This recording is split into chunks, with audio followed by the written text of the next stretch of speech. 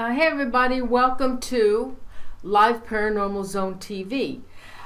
Now tonight I'm really excited about the show, but before we start, I want to ask you all if you would please subscribe to the channel. Now there are two channels. I'm using my backup channel, Live Paranormal Zone TV, and my main channel is Paranormal Zone Do You Believe web series, which is a trademark series.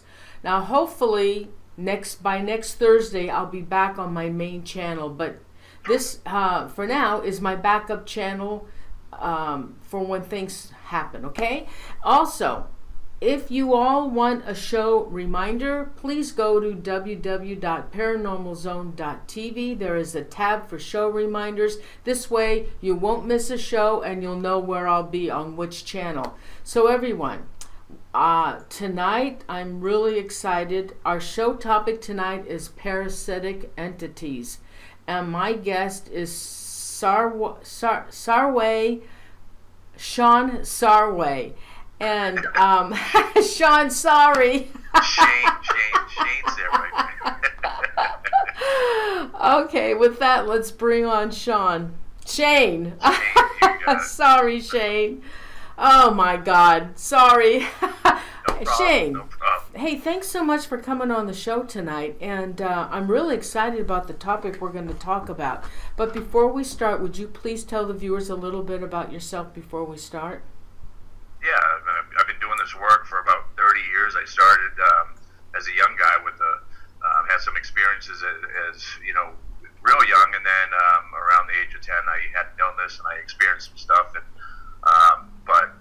then as an early teenager, I started experimenting and with a mechanical aptitude, and trying to figure out what allows these interactions to take place. And I always had like a strong mechanical aptitude and mechanical thirst to understand, not just you tell me something works this way, but I need to see it for myself. I need to figure it out and understand all the inner workings, and I do that. I apply that with everything, but with the paranormal being my number one passion, that was something that I was just after from day one. So in my early teenage years, I started really focusing on, like, say, Ouija boards and stuff like that. Because I've seen so many people get in trouble with them, and why do they get in trouble with them? How do they work? And so I had that process to identify trends in place. I unlearned everything I thought I knew, and I was going to just break it down from the beginning and figure it out on my own. And so that's the approach I've taken, and I've connected a lot of dots. I think a lot of other people haven't, and because of that, and I'm humbled, and I'm fortunate enough to say that I've been able to help a lot of people, thousands of people, with no fails. I go in after clergy, demonologists, all these famous people you see on TV, and other. I help other investigators when they can't provide relief, and then they call me in. Also, investigators that are getting attacked themselves, because they got something attached to them, and so it's an understanding of the mechanics, and that's exactly what I want to share with the listeners tonight. I think they're going to enjoy it. All right. Then let's start. What is a parasitic entity? Parasitic entity is a name that Paul and I started, calling these things a long time ago. Paulino, that is one of your more popular guests, and also a close friend of mine. And we'll talk about how I met him in 1998. And, it's a great case with a great story attached to that as well. But so a parasitic entity is something, a lot of these negative haunts people call poltergeists. They call demons. You got the people that always say they're demons, and others just call them poltergeists. Some people call them non-humans, things of that nature. But like I said, nobody knows anything. Nobody really has this locked down. So what I did was I unlearned everything I thought I knew, and I started from scratch. So I'm going to name them off their personalities. And what these negative entities are, they're parasitic, and they feed off of vulnerabilities. They feed off of fear, and we'll get into what allows that. What initiates those things, and what attracts that. And because we'll talk about emotions having frequency and things like that. But that's what happens. I mean, we find that people that they could live in a certain house, and I'll tell a couple stories about that tonight. But people could live in a certain house for many years, and then all of a sudden there's a life-altering circumstance that changes their environment, changes their internal dialogue, changes their emotion, and they become vulnerable, and it draws these parasites to them. They say, okay, haha, I got somebody that I can mess with, and that's how they operate. So that's why we call them parasitic entities, because they feed off of negativity. They feed off of fear, or they're attracted to people that are fearful, but they're also that's what they need to operate. They instill fear, and I'll get into my theories on that. Why that agenda? Why we used to say, we think they just they feed off of negative energies, but I believe that they do. When somebody has one attached to them, a parasitic entity, they do get drained. They become weaker. In some circumstances, people's light bills go up, stuff like that. But I don't think that's the only reason why they're there. They have a certain agenda, and I really think that that agenda is, to basically hurt spiritual growth, and not just with a single person, but with humanity. And they need this. It's almost like they need us in conflict, and they like that. So I think that's why there's so many different religions that have been created throughout the years that are in conflict with each other. But these things come in, and they attack people at their most vulnerable. But they're cowards.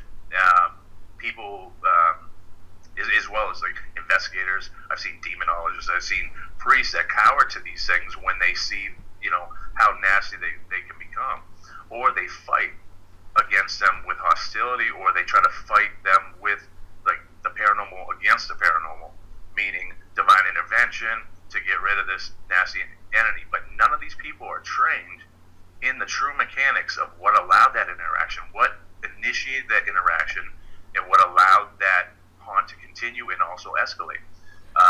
The clergy are not educated in that area, and nobody truly is, and nobody seems to be paying attention to that. So, and that's through the process of identifying trends I talked about. That's what I started to realize was, it started off with analyzing Ouija boards and other things like that. Why people get in trouble with those, and I did that at a very early age. And Ouija boards are not magical, mysterious things. They're just a piece of paper or a compressed cardboard or whatever they are. But it is a tool that focuses your attention on the possibility of an interaction. So most of these people use these Ouija boards to connect with a loved one that passed away, or to talk to somebody that they love, or they're always reaching out, but it exposes a vulnerability. And these parasites say, oh, okay, you want to talk, let's talk. And they act like the one that you love. They know things. And why do they know the things? How do they know how to push your buttons? It's done through frequency. Everything's done through frequency. Emotions have frequency. We emit frequency. And when our emotions are lowered, when we're in a vulnerable state or a fearful state, or we're being negative, our frequency is lowered substantially, and it actually becomes equivalent to the same vibrational frequencies that cancer emits, mildew, mold, other parasitic life forms. So there can't be coincidence, but we become tuned to these parasites, these entities, like a two-way radio.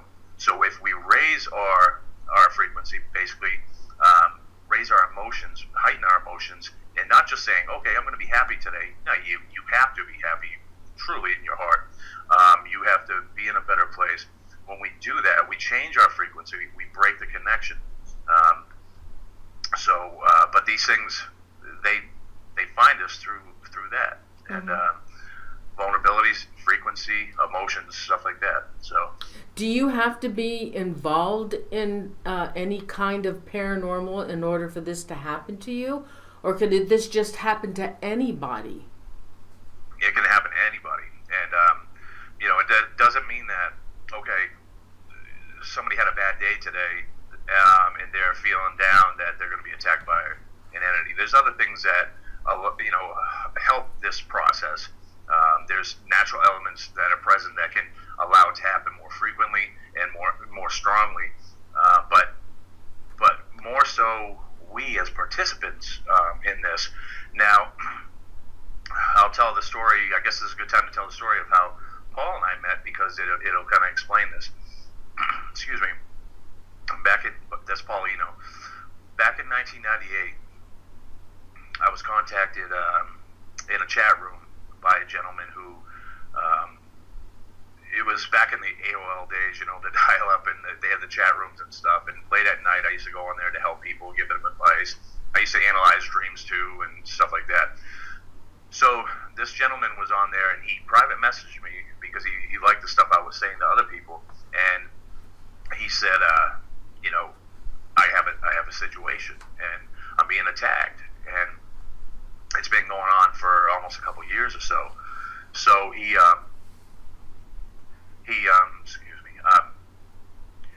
says, but I have another investigator that I've been working with, and let me check to see if he minds. He's a local guy, and this is, like I said, in Woonsocket, Rhode Island.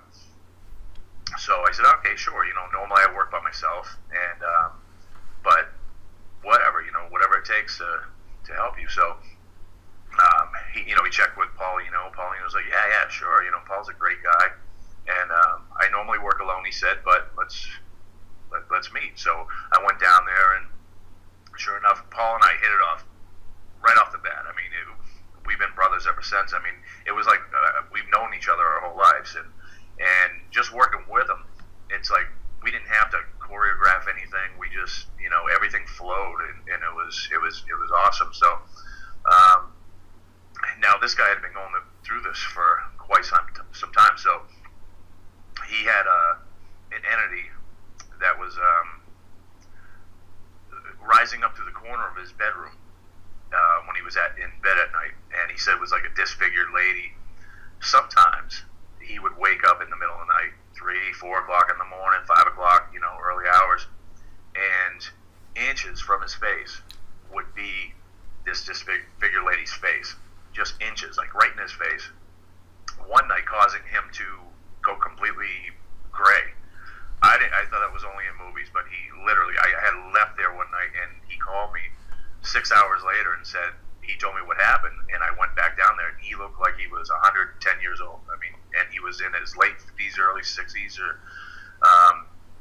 Now, he had things being thrown at him. He had this, all this stuff going on. So, Paul witnessed stuff there. I witnessed stuff there. I had a guy who was older than me who, told me that he was much more experienced in the paranormal than what he actually was.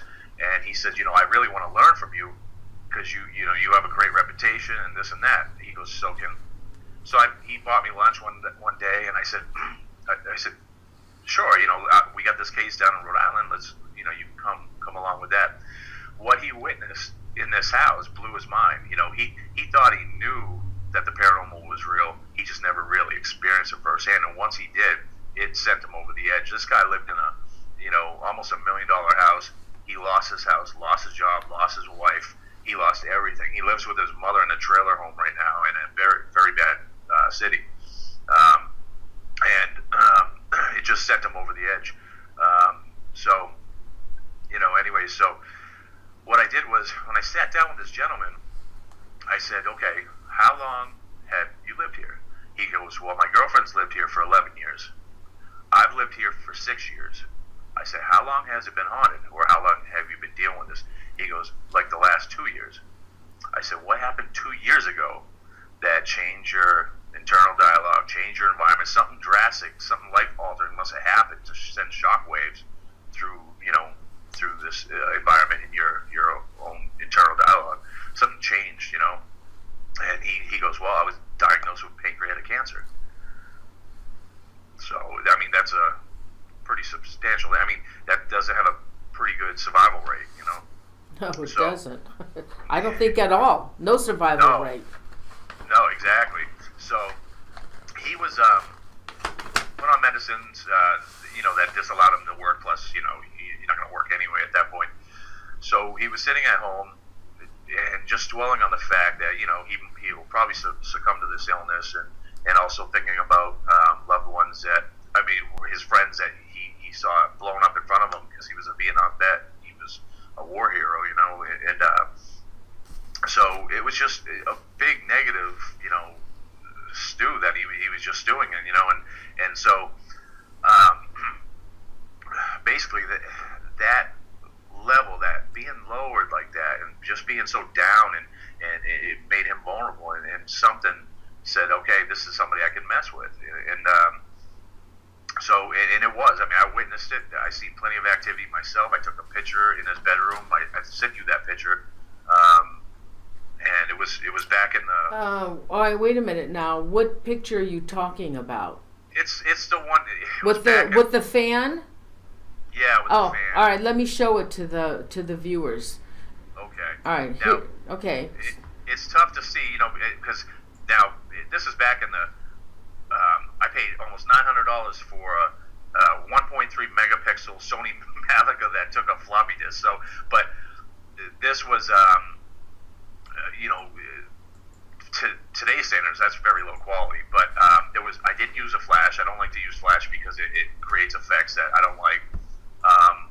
But now I sent you the explanation photo just because sometimes people can't see it because there's other stuff going on in the photo, and I'll explain what that is. All right, it's the close-up. It's the close-up of the face. Yeah. And Okay. then I put, where the hair is, the eyes, the nose. You can even see the eyebrow. I'm showing it to him. Yeah. So basically, I was talking to the gentleman. He was sitting about 5 feet in front of that door, and I was diagonal to that doorway. And in his door, the blinds were drawn. It was in the afternoon, so it was kind of dark in his room, but still daytime. I could see some in there. And then it was like heat off the pavement in his room, but it wasn't just rising up. It was swirling around, but it had that same kind of effect. So I started turning on the camera. I didn't want to startle him. I didn't say anything. I started walking into the doorway. I stood in the doorway, and I could see where everything was. I just couldn't see details and stuff like that.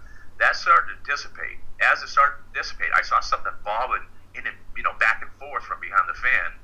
And that, at one point, finally this thing stuck its head out and just looked at me, and it had dark black eyes, and it was just staring at me with, like, almost through me. And and I'm not afraid of this stuff. You really can't be, because I understand it. So I don't.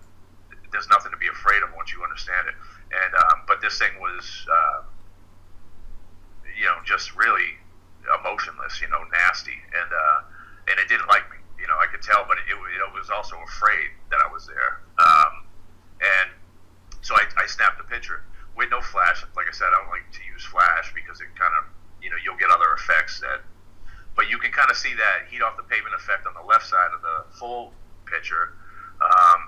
But it was, but yeah, so that was the case that I met Paulino on, and so what we told the guy, because after this diagnosis and him just sitting at home and dwelling on negative thoughts and stuff like that, was to simplify it for him, to give him a prescription, which was simplistic, but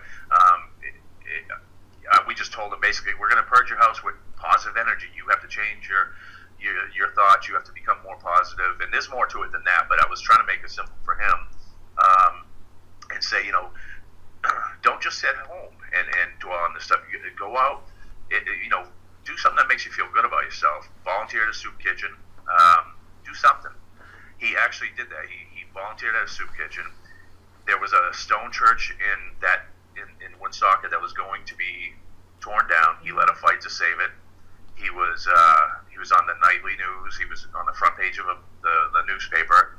He had drive. He had a positive drive. He had a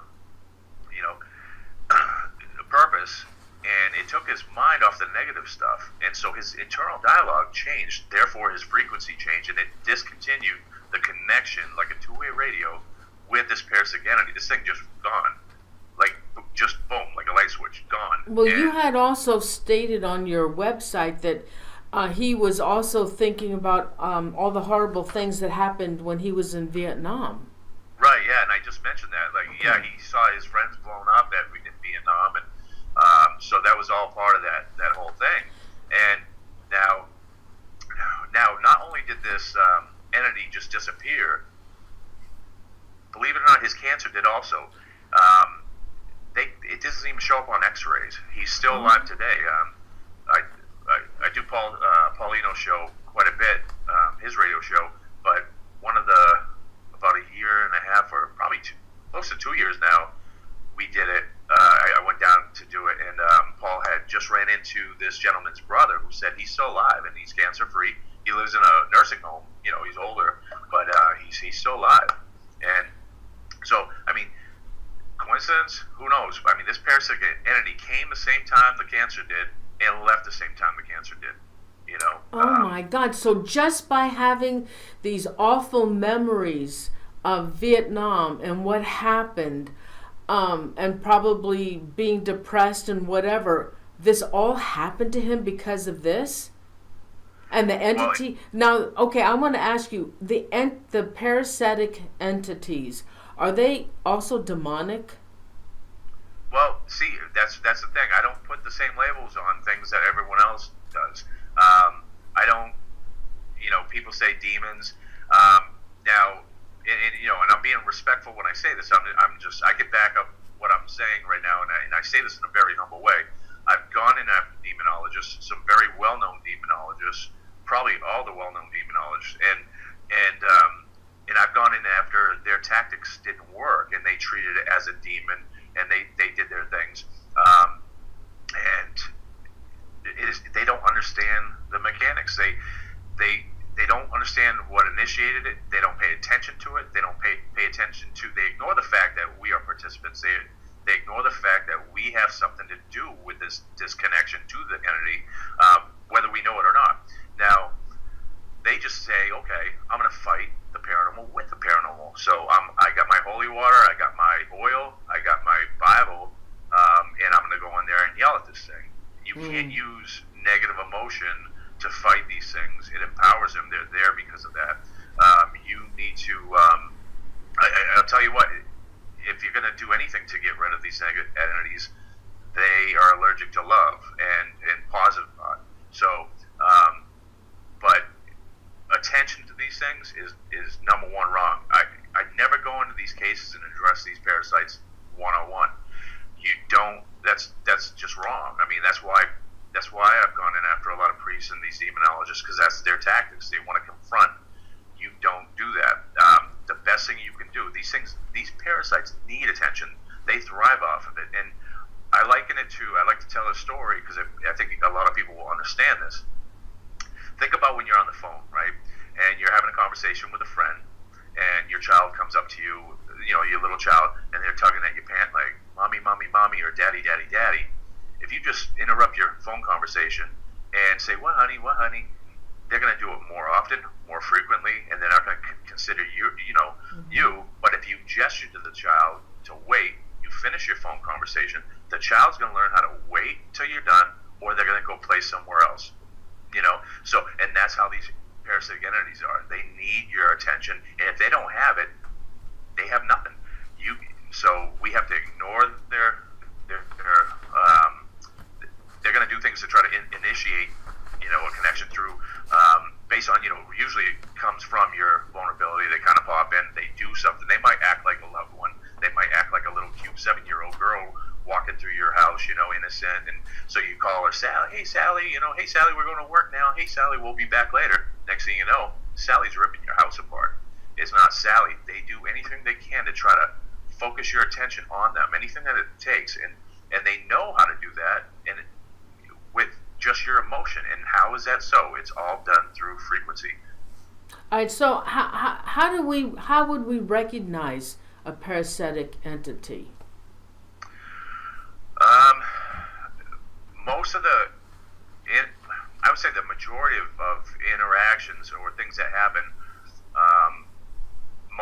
the majority of are parasites, and even if they seem innocent at first, like like I said, a good example is that the Ouija board. People go to talk to a loved one, and it's Uncle George or whoever, and next thing you know, it's not Uncle George anymore. So these things, as soon as you focus your attention on the possibility of an interaction with anybody, a loved one or anything, these parasitic entities pick up on that through a frequency. They're connected to that, and I'll say that word a lot because I'll tell you, I've had several breakthroughs lately, and I wouldn't be so strong with that if I couldn't prove it. And now, but basically, that's why I tell people, it's not the Ouija board that's evil. You could use a Ouija board if you understood the mechanics. The problem is a lot of people have a hard time understanding the mechanics because they've been pre-programmed by all these preconceived ideas. And I'm telling you right now, all the normal, the preconceived ideas of what a haunt is and how to deal with them, they're all wrong. They're like totally wrong. And it's actually a lot more simple than people think. And so a parasitic entity. You just said about what is a haunt. What, in your words, what is a haunt? Well, like I said, typically the haunts are parasites. They're almost always parasites. And now, I can tell you for sure that I have thousands of cases behind me. I lost count, at a couple thousand cases that I've done. And I was doing 5 a week at one point, and I can't do that anymore, but I'm pretty active. And now everyone says, I got a ghost, and so my house is haunted. And if it's a negative haunt, I should say. Sometimes you'll see things walking through your house that don't acknowledge you. That's a whole different thing. We get into multiverse. We get into stuff like that. But in the cases of the parasitic entities, and these types of haunts, the ones that interact with us and things of that nature and are aggressive, they didn't. I can tell you, 99% of the time, they have nothing to do with your house. They never lived there. It's not haunting your house. It's haunting you. It's connected to you, not the home. So I've seen brand new houses haunted really bad. Brought on by different things, use of a Ouija board, a change in someone's life, their environment, a dramatic kind of lifestyle change or life event type of thing. And so when I say, like, you have to kind of reverse engineer a haunt, everyone's haunt. Everyone's different. They're connected. We're connected differently. A lot of times it's a lot of similar stuff, but you have to dig back into, when did this start? What changed in your life? Not, okay, let's grab some oil and some, incense and walk around your house. Now, those things can be healing to religion's great, smudging, all that stuff is great, and it can work, and it does work sometimes, but it works because if it empowers you, it pulls in more love into your life. It makes you feel less fearful of this thing, more in control of you and your environment. Then that's why it works. But it works inadvertently, you see, because it's actually not dealing with the mechanics specifically or directly. It's a tool to allow that to happen without you knowing it. So, but the problem is a lot of these times, it doesn't work, and when it comes back worse than ever. And sometimes it'll kind of go away because people pull themselves together for a moment, but then when they go back, we never fix the initial problem. We never fix their family dysfunction or an addiction or something that allowed them to be in a bad place. We never fix that. The holy water didn't fix that. The Bible didn't fix that. And then all of a sudden, and I'm not attacking religion. Religion is great. I'm just telling you that it's the internal mechanics that these things don't apply. I mean, they don't address. So we have to address those issues directly, that's the root cause. And these different tactics don't do that. They just try to, like I said, use the paranormal divine intervention to deal with this paranormal situation instead of chopping at the root, and that's so very important.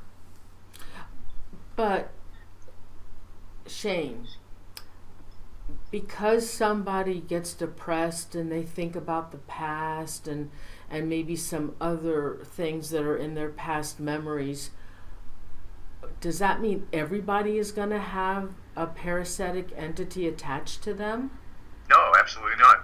And that's what I said earlier. That doesn't mean if you had a bad day that you're going to be attacked by something. There's other things that help this process. There's natural. What are the components then involved in the mechanics that allows an aggressive attachment? First of all, it's usually mostly a vulnerability that starts it off. It's a prolonged change in emotion, and I'm saying frequency. It's a lowered frequency, a lowered emotion, a vulnerability. There are also natural elements that help this to happen, and I'm finding places with rivers or streams nearby strengthen this dramatically. You can take the same person with the same issue in one house, and they might not have anything happen, or maybe just a couple little things. But then you put them near a house that's surrounded by rivers and streams, and it's a whole different story. It's a nightmare, and that's what we're in. Same thing with the paranormal flap areas that I know Paulino talked about on your show, and those areas are very, very strong. They're very active. It concentrates frequencies. There's electromagnetic fields, but I think more so, it traps and collects frequencies and kind of puts them in. And I'm talking frequencies in the matter of, in the sense of these entities as well, because we're all frequency. Everything's frequency. So it kind of collects all these things in one area. So you have these hot spots because of that. It's like, I guess, in the sense of the multiverse, the rivers and streams would be in a way like a medium between the multiverse, but then also with these parasites, it's also a doorway, and I hate using that word, but a place where they can come and go. A portal? So a portal? Areas. Is it a portal you're talking about? Well, yeah, that's what a lot of people will call it, and so these areas would be much stronger, and for those reasons. And that's why these flap areas all have, these rivers and streams nearby. Now, some of the worst, a lot of the worst cases I've done, and I've done some of the worst of the worst, and these have, it's not just one home in this area. There's multiple homes. It's a ton of them that have activity, and I'm finding that the level of the activity kind of is dictated by the level of maybe dysfunction or negative, motion in the home. So you got houses that are more positive, so they have activity going on, but it's not really bad. And like I did one case, this is a long time ago, but there was one house that I did. These people just wanted confirmation. They had activity going on in their house, but it was positive. They'd walk in a room, the light would turn on for them. They'd walk up the door would shut for them. It seemed to be like a helpful spirit. They had one of their children fell out of a tree, broke their leg. The mother was in like a little pantry with the washer and dryer both going. She couldn't hear, and she turned around, and the child was sitting in the doorway with a broken leg, crying. And how'd you get here? Because the leg was completely broken. Well, the nice lady brought me in here. Of course, there was nobody around. So this thing was helpful. Now, I found evidence that, we saw things, we recorded things that happened in the house that led to their story and the credibility. But then years later, they had moved and somebody else moved in. This family was dysfunctional. It wasn't as loving and kind. This was not a nice, helpful haunt anymore. This was something different because the environment that we maintain inside our home is going to dictate what comes through that door, based on how we conduct ourselves, or the like I said, the environment that we maintain. So this dysfunctional family had a really nasty aggressive haunt going on, because it wasn't anything that was attached to the home. There was natural elements, excuse me, natural elements that was allowing stuff to come through, and what we do inside of our home, our personal environment, dictates kind of what we draw to us, and so that's kind of the way I like to explain that. Now, in case of that one case that you were telling us about, the fellow that had been in Vietnam, how long had it's kind of, I guess, a depression. How long had that been going on with him before he called you in or anybody else in to try and get help? Didn't he call a priest in as well, or did you guys call the priest in? No, I don't do that.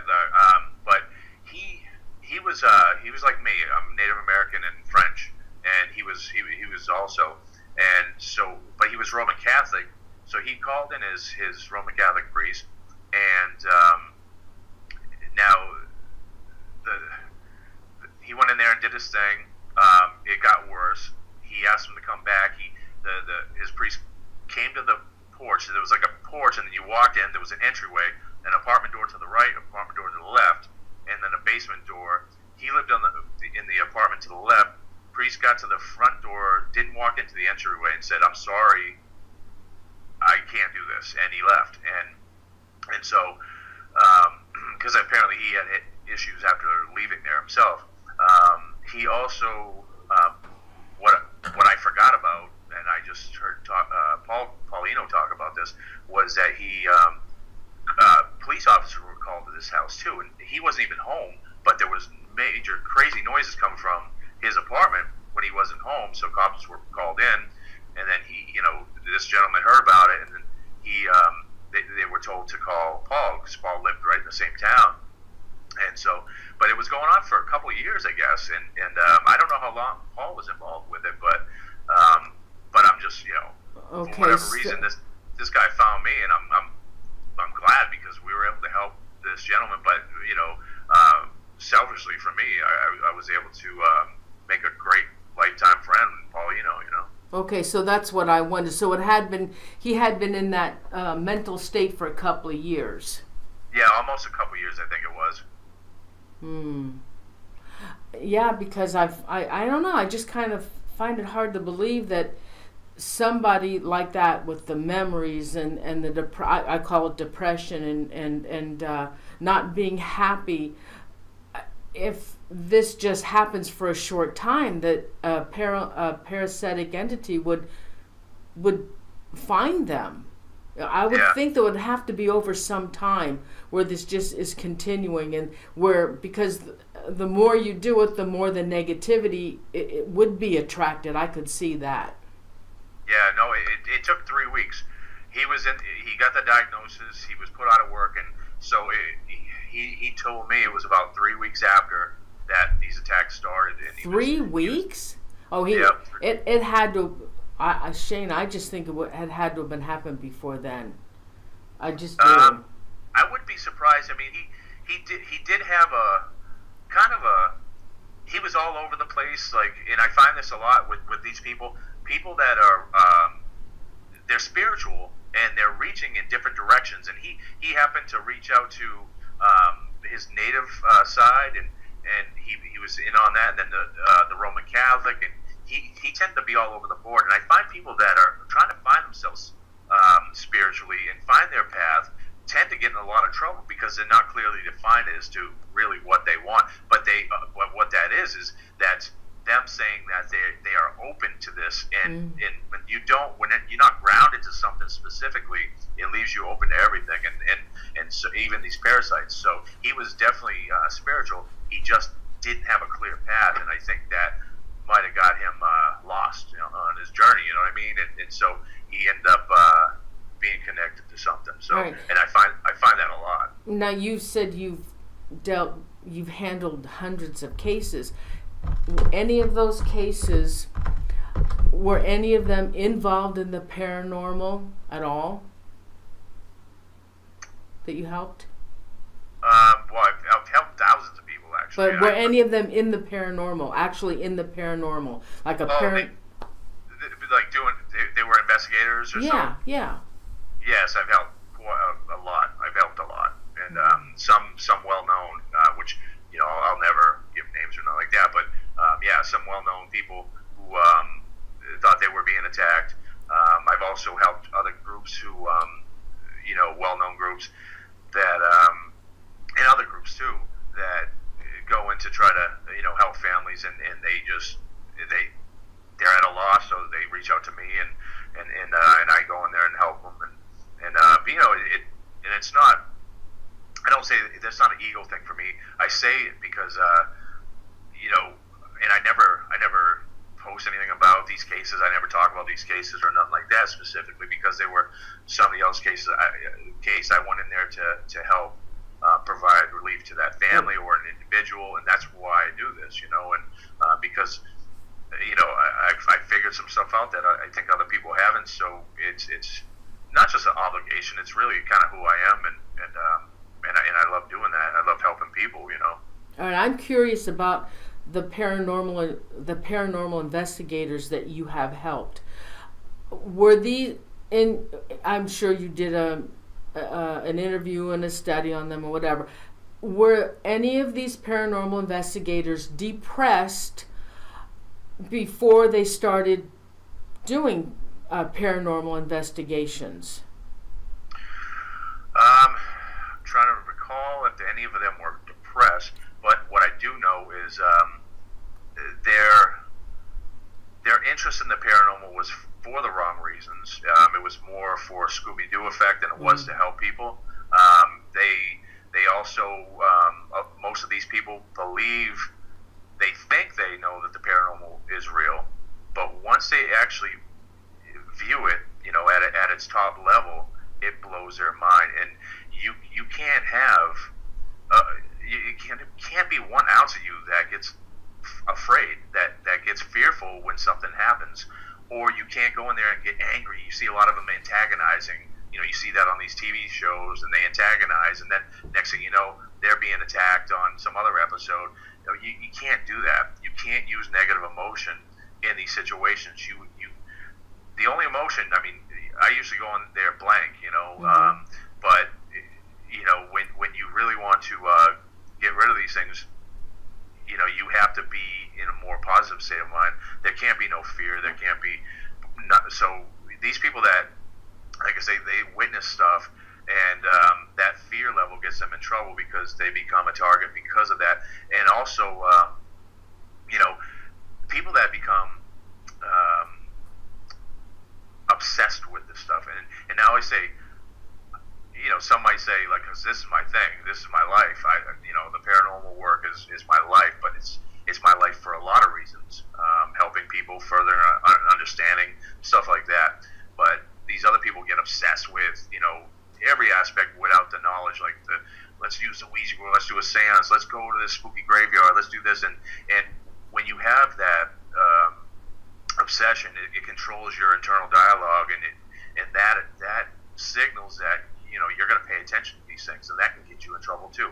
These things need to know you're going to pay attention to them. So if you're one of these paranormal investigators that are obsessed with it for the wrong reasons, you become a target that way also. So not too many people are truly geared to do programmed to do this work the right way. And I would say probably 80% of them aren't. That's what they should. And even outside of that, there's just so much other stuff that you need to know. And we see these shows trying to debunk stuff, but they don't know every area to debunk. There's so many other things that they never discuss. Some of these well-known groups, I went in one house, these well-known groups went in there and said, yeah, the place has an evil entity in the house. Now, nobody was living in the house. The man of the house had passed away from a rare form of cancer.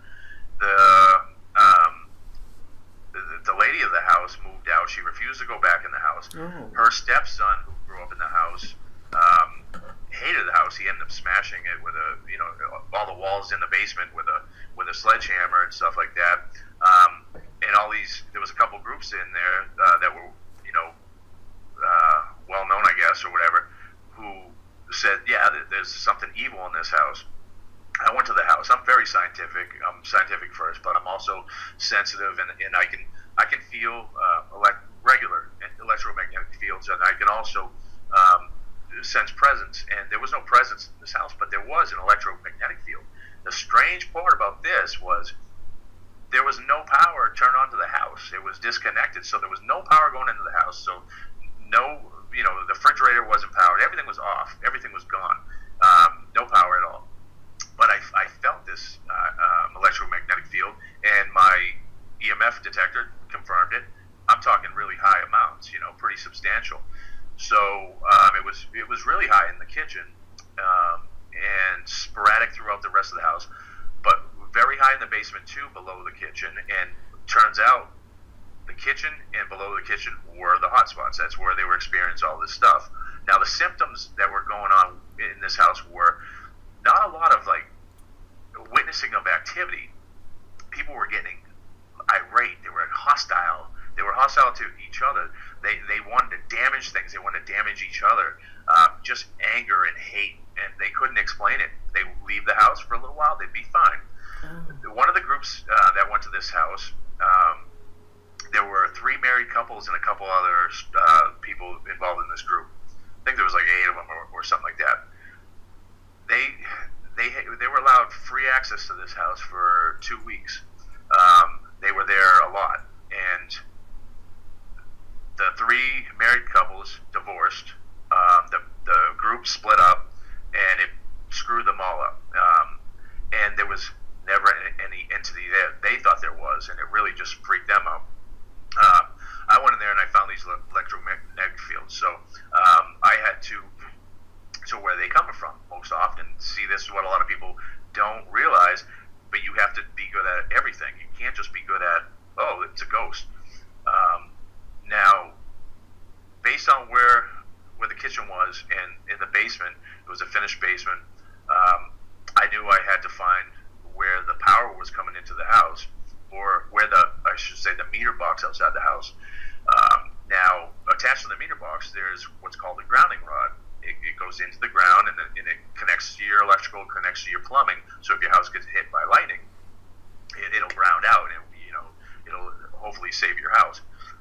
But what was happening was there was something feeding into that grounding rod, and it's called reverse ground looping, and it could be coming in from a faulty grounding of a transformer nearby, or another house, or something like that. But it was feeding into the ground rod, going into going through her plumbing lines, and that's why the kitchen in this part of the basement was so high with EMF. And now these levels of EMF, and I'm talking, in certain spots would peg my meter. It would just blow it right up. It wouldn't even read as high as it was going. Cause hostility, cause psychosexual disorders, cause people to be depressed, cause it destroys your immune system. And now, not only did the guy die of a rare form of cancer, the lady of the house also had all kinds of tumors, but luckily for her, none of them were cancerous, but she had all kinds of tumors. She had health issues. She was on 12 different medicines. And so I said, what happened when you moved out of the house? She goes, Shane, I don't take one medicine anymore, and I feel great. And now she really thought she had a demon, but once I explained it to her, she's like, wow, that makes sense. She had an angry house, but it was all caused through an extremely high electromagnetic field. No other investigator that went in this house knew how to identify that. And see, and like I said, this is not an egotistic thing. Why I'm saying that is, it's important when you tell somebody you can help them, you need to know how to help them. You can't just go in there with these foundationless theories and say, or you feel something, so you say, yeah, you got something evil in here, because then you're just feeding the problem. You have to be able to identify everything, and there are so many different things to look at, and and I've been able to help everyone with all these different things. I have a pretty, um, I own a remodeling company. I do this paranormal work. I'm a licensed pipe fitter. I do electrical work. I know how to do all this stuff, and it helps me. But the reason why I try to be so rounded is because of the paranormal work I do. Well, that's why I think it's so wrong that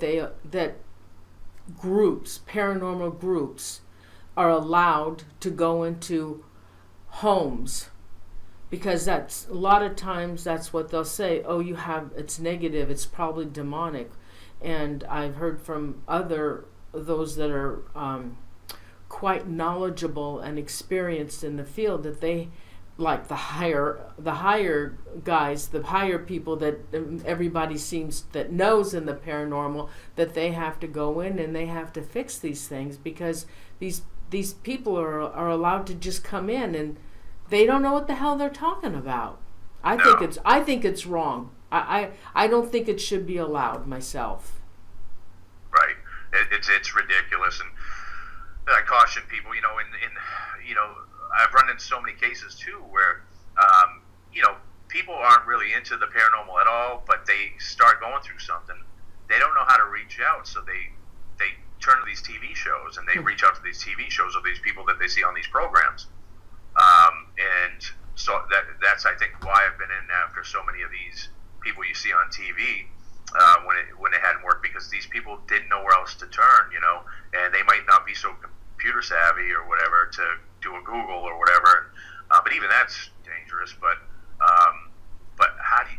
There really isn't a lot of people that's truly qualified on a top level to deal with, all kinds of different situations, and so I've gone in after a lot of these people, I think, for that reason, and even I helped a doctor. I like to tell this story. This prominent doctor in the Boston area, very brilliant guy.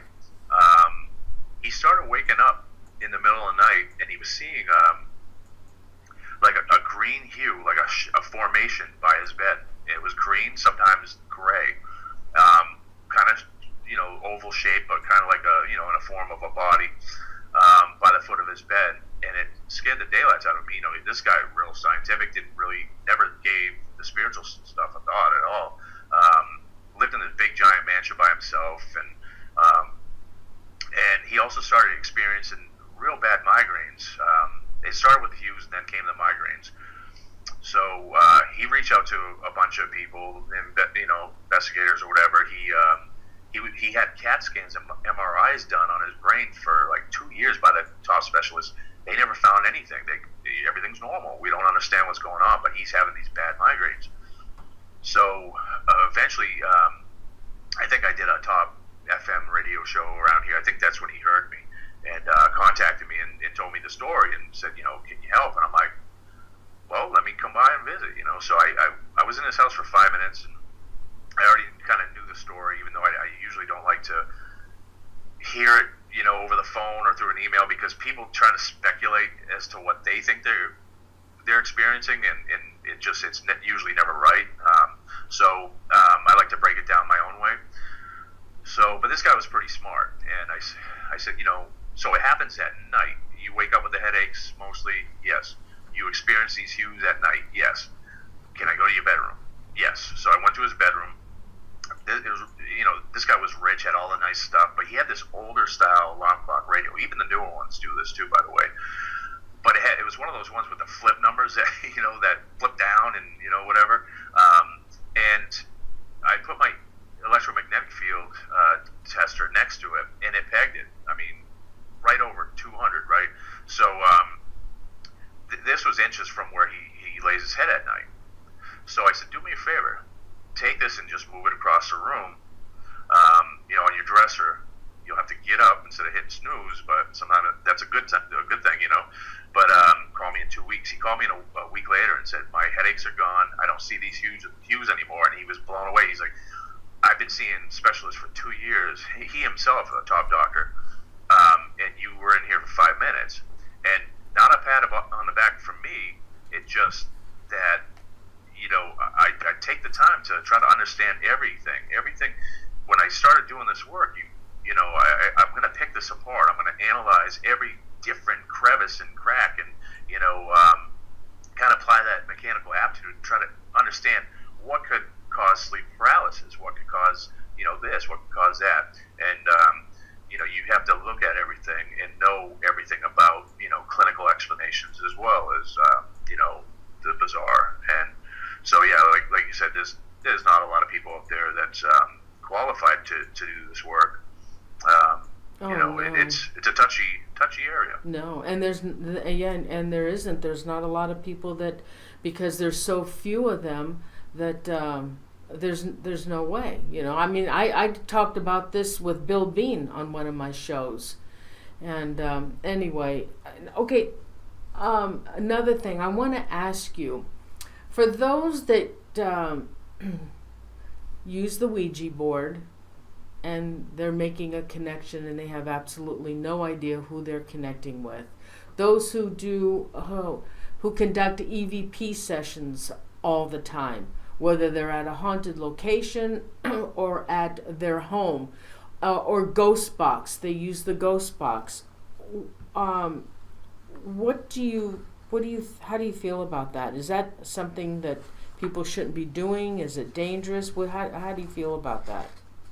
Yeah, that is going to be the same thing for the uneducated, or as far as the mechanics go. It's the same thing. It's a tool that's going to focus your attention on a possibility of interaction. So same thing with the Ouija board, same thing with the a digital recorder. When you go to a cemetery and you say, hey, who's here, and it's the same thing. And I've helped people that got in trouble the same way. So it's just another tool to focus your attention on the subject matter, which then allows or attracts these parasites and said, hey, this guy wants to pay attention to me, let's play. When you get a case, when somebody contacts you and they say, there's something really bad happening in our home, where there's negativity, when you go out to these cases, what is the first thing you do?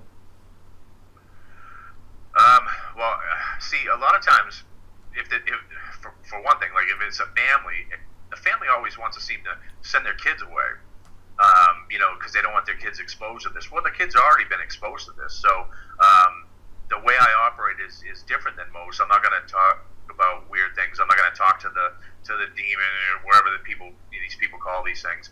I need to first of all figure out, like I said, reverse engineer their on, figure out when it started. A lot of times, I'm good with psychology. I got a background in that as well. So it takes, being good with how you talk to people and getting them to open up, because a lot of times there's underlying issues that they won't just tell everybody. And I've been lucky enough to where these people actually open up to me, and they allow me into those issues, and they'll discuss that with me if that is a contributing factor. Other times it's different things, but I need to address everyone involved, because it's the environment that we're maintaining, and everyone has a part of that, even if it's only attacking one person at a time. For instance, I did a case in a city where these people, I think they might have heard me on a radio show too. Actually, no, the lady of the house worked with the wife of a radio host that I did a show on. That's what it was. So they were being attacked, but they didn't want to. They were embarrassed. They didn't want to call out for help to anybody. They didn't want the neighbors to know. They didn't want nobody to know. So because these two women were friends, they confided in each other and said, can you ask that guy? So I went to the house, and now initially it was attacking the woman, the lady of the house. She was getting things thrown at her, scratches, different things. The first time I was there, I actually was able to get her alone, because she seemed weird when we were asking questions around her around her husband, that she would glance, like her eyes would go over to him, and she seemed nervous to answer. So I knew there was an issue there. So we finally got her alone in a room, and when we did, she started opening up and telling us that there were marital issues, like pretty substantial marital issues. And when she started opening up, I kid you not, it was like fireworks above her head. There was like, pew, pew, pew, like these little sparks were flying around her head. There was multiple witnesses of that, not just me. We didn't make her aware of it because we didn't want to startle her any more than she already was. So we had to tell her, you have to, you can't be a victim. She seemed to have like a victim mentality, and that seems to be a common trait too. A lot of times is people they've been victimized in life by family members, by their father, or by whoever, that they're just kind of surrendered to that, and they have a victim mentality. And so she was kind of that way with this circumstance going on in her house, and that kind of made her a target. So I had to tell her, I had to empower her and get her more focused on her and who she was, and be more positive, and don't give this thing attention because it needs your attention. If something happens, ignore it, all this other stuff, and you are in control of its ability to stick around. It's not the other way around. She listened wholeheartedly. She did awesome. But what happened then was this entity, who was it was a pretty nasty, one of the nastiest, said, okay, if you're not going to pay attention to me, I know how to get you to pay attention to me. And it started attacking the kids. I seen her on my second visit there. I seen her 4-year-old son get thrown through the bathroom. He was brushing his teeth. The vanity doors flung open so hard, he was standing on a little step stool. He went flying backwards into the tub, tore the shower curtain down and everything. He was okay. But when I say you can't have negative emotion or hostility, I can tell you I failed at that moment because I had some words for that thing after that. So we hit this thing hardcore, and that was that was 20. No, that was probably 14 years ago. And I spoke with them. I forget how many years ago, but it was a long time, and they were still problem free. They said, we started to slip back into our old habits, because I eventually addressed the issues with the whole family. I got them as a family on a more positive path, because they were dysfunctional. They had issues internally, and I got them all. Once I was able to talk to them all, I got them all on the same plan, the same, get out of the house together, hold hands, walk down the street, talk about each other's day, things like that. Don't just come home and stress about your negative day. Do something different. Focus on you and each other, and not the stresses of your job or whatever, or the stresses of having, they had a child living there from one of their previous marriages, and that was causing conflict. He was a grown-up, and there was issues causing, there. So I said, just get out, hold hands, take walks and stuff like that, focus on each other. And they said the only time, once in a while, they slip off of that, and things will start to happen, and they're like, oh, we got to do what Shane said, and they go back to it, and it goes away again. So it happens just like that? If they go back to their old ways, that entity knows, and it comes and it starts causing problems again? Well, and remember, one of those factors are the natural elements. They have a river that runs behind their house that comes towards their house and bends away just as it points towards the house. And I find that those are the most active areas. The ones that have rivers or streams that point towards the property and then bend away, or waterfalls. It seems to, it's a constriction in the water. I mean, I'm going to get all scientific and weird and confuse people, but it seems to be where there's kind of a restriction, a change in velocity or a restriction in the water, seems to be maybe altering frequencies, and in allowing that to interact with us, bringing it to our level so we can experience certain things. And that's the only thing I can deduce, based on what I've seen over and over again.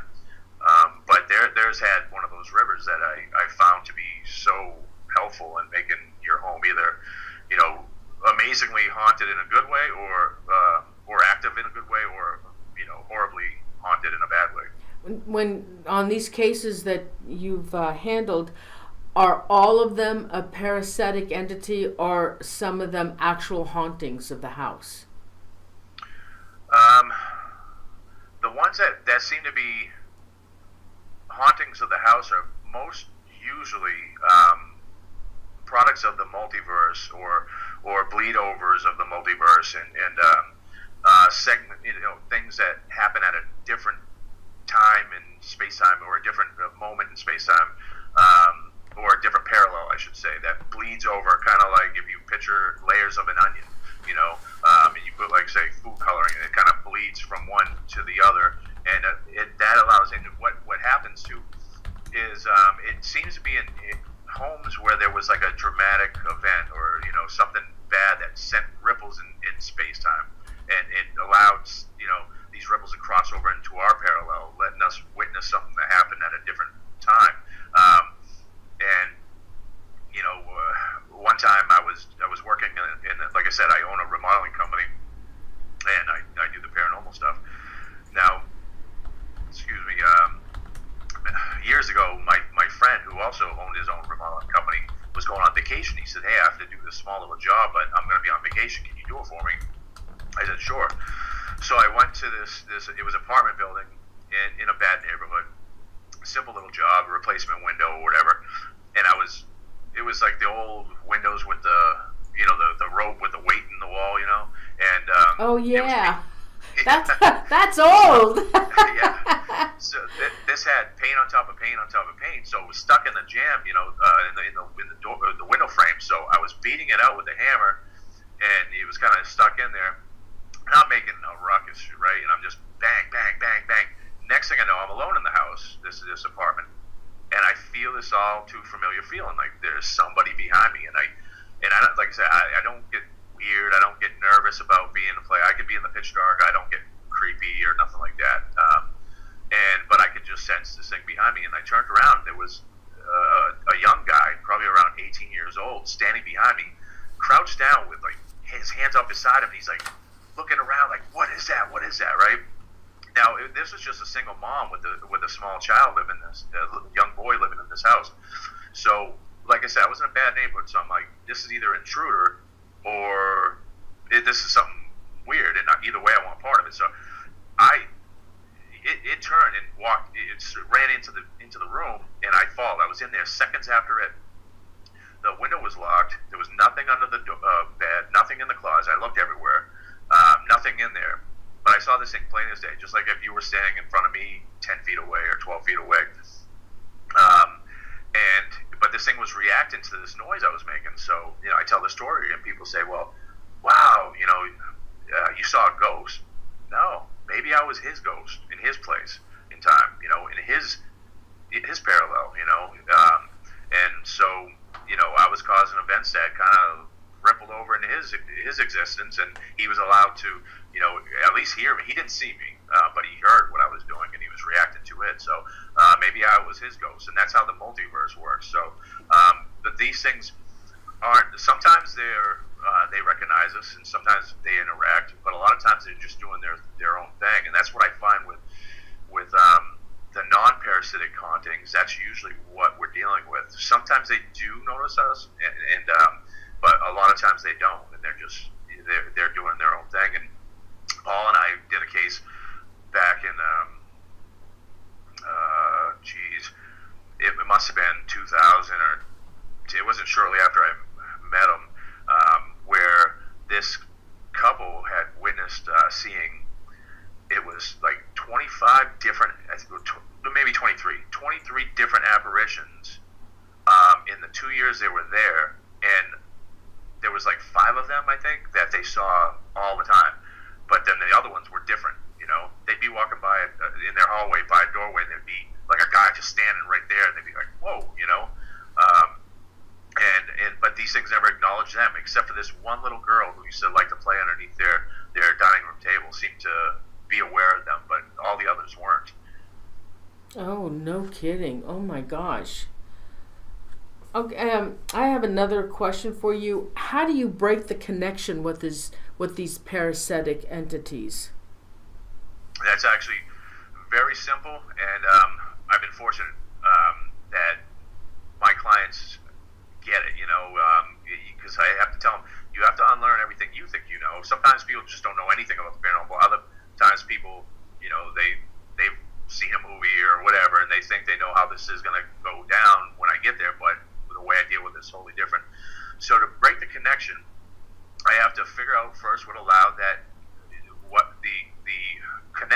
the interaction, what initiated that? So what drew them in? So usually we're going to get into something that allowed this person to become vulnerable in a certain way, and I have to identify that. So at the moment of the initiation, when this thing started happening, what was different in your life, we identify that, we work on that. I counsel them through that issue, and we go in the opposite direction. So we have to become more positive. We have to change our frequency by changing our emotion and change our internal dialogue. Like I said, that changes the emotion, changes the frequency, and it breaks the connection. So when we're lowered, we're here, we're connected, like a two-way radio. We become more positive. We're on a different area, and they can't connect. It's. I mean, that's a simple way to put it, but it works every time. I mean, I have not had that not work one time, and it's just that it really is that simple. Our emotions have everything to do with everything, with our participation in the interaction, even when we're not aware of that, and it's done through frequency, because our emotions and thoughts do have frequency, and that's how these things, know. And so, these old tactics, they really don't work. And like I tell people, religion's great because it makes us feel love, it makes us be more positive, it makes us think of positive things. But if we use the kind of techniques that these religions use to get rid of these things, it usually never works. Now, if the religion was now I'm talking any different type of religion, if those techniques were going to work to get rid of the haunt, get rid of the nasty negative entity, why did it not disallow the haunt to begin with when you were practicing your religion all along? So, I mean, that's what we need to look at. Now, those are things I look at when I'm doing my work is, connecting dots, finding patterns, looking at, But Shane, you said that your state of mind, your depression, having these sad thoughts all the time, why would religion stop a demonic, a parasitic entity from coming to you, regardless of your religion, because you have these other elements? Right, and that's what I'm saying. And so the religion, if practiced for the right reason, and religion is great for that reason, to keep us on a more positive path, to fill our hearts full of love, right? No, not necessarily. You can still be a religious person and get depressed. Oh yeah, sure, but that's not what I'm saying. But we have our moments. But what I'm saying is if you became depressed, you were practicing your religion, you became attacked, why is a religion going to be used to get rid of it when the religion was in place and it didn't disallow the interaction because of your emotion? So that's where exactly you're saying exactly what I'm getting at, was that it's nothing to do with that area. It has to do with us and our participation, our emotional connection in that frequency sense, and that's what connects us to these things. We need to change that to break the connection. People have had attachments. I've had 3 of them, but and I can tell you the characteristics of the attachment because all 3 of them were the same, and it's you don't feel right. You know your personality has changed. You argue. You don't get along with anybody, and you're just you're miserable. And so those attachments that I had it been a parasitic entity, would there have been more what I was feeling? Would there be more of a characteristic than what I was feeling? Or in addition to? It's going to escalate, but that's one of the things that they do because it's part of their agenda. They want to keep us down spiritually, and I'm not just talking about us singly. I'm talking about globally. The whole, everything, different countries, the globe, the earth in general. They want to keep things in dysfunction. That's what they want, and so they will escalate issues, and it'll get worse and worse and worse, and they will it will destroy people. And when I hear people say that ghosts can't hurt you, that's bullcrap. They can hurt you physically, and they can really hurt you emotionally. They can destroy your life. I've seen it happen to so many people, and I've come in and helped a lot of them afterwards. There was, like I said, the one gentleman that came to the case in Woonsocket with Paulino and I, who claimed to be a really experienced paranormal investigator who wanted to learn from me, lied to me. He wasn't as seasoned as he said, but he lost everything. He lost his house, his wife, his job. But it was once he started to be what he thought something followed him home, and he got wicked paranoid. He was freaking out. I counseled him back. I got everything going okay, but I cut him off from the paranormal stuff. I started a website with him too many years ago. I cut him off from that. I said, this is not for you. You just don't have the personality traits. You got a paranoid personality, and that is the worst thing you can have to do this type of work. He decided to do it on his own. Created his own website.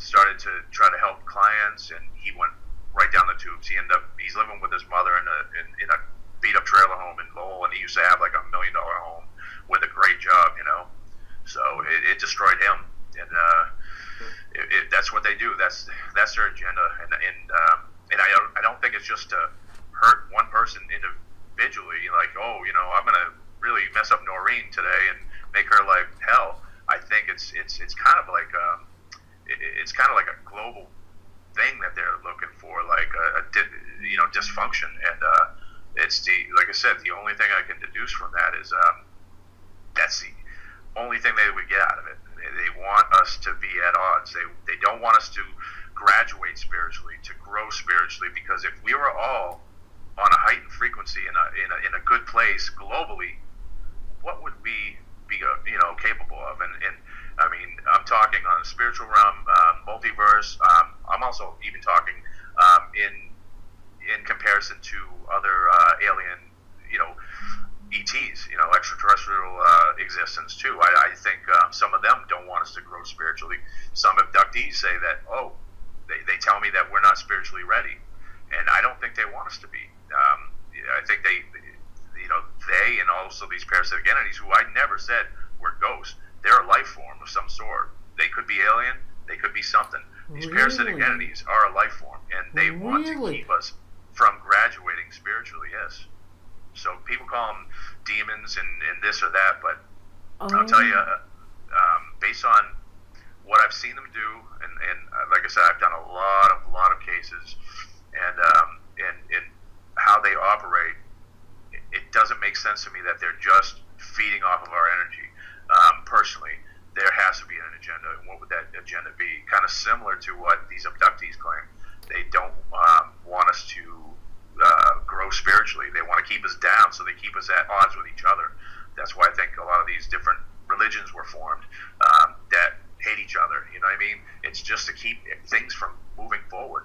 And so, in fear that these entities, as well as some of these alien abduction stories, but also these parasitic entity cases, is they both rule off of fear. Now, what's the best way from keeping somebody from growing, whether it be spiritually, financially, or personally, is through fear. Now, if you want to go out, leave your job because you hate it, and you want to go after doing something you love, but you're afraid, what if I don't succeed? What if I don't do? So you never go after that job. You never go after what you love, what was going to bring you center and give you peace and bring you into a place that you want, a direction that you really want, but you're afraid of failure. So you don't go after it. You stay in the job you hate. You loathe your job. You want to ask somebody on a date that you'd be a good match for, but you're afraid of rejection. You never ask. So you stay alone. Fear keeps us from growing, and that's how these things operate. They want to keep us from growing spiritually, personally, and I think that is their agenda, and I don't think I'm wrong.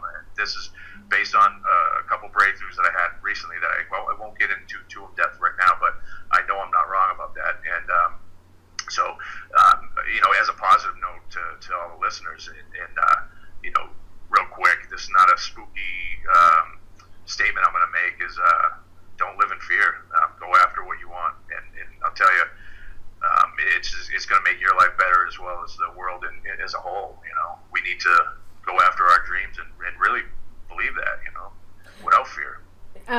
now with these parasitic entities, is it one at a time or can there be multiple? Oh yeah, there can definitely be multiple. And what's weird too is I've been in towns I've never been in before. I've been in homes in states I've never been in, and I've gotten recordings that said, "Oh, expletive, Shane's here now," and I've gotten the same voice in different homes saying kind of the same thing.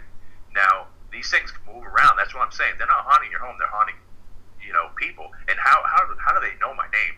Shane's not the most common name. I could see if I got like, oh, Michael on a digital recorder, but I'm getting Shane. Oh, crap, Shane's here.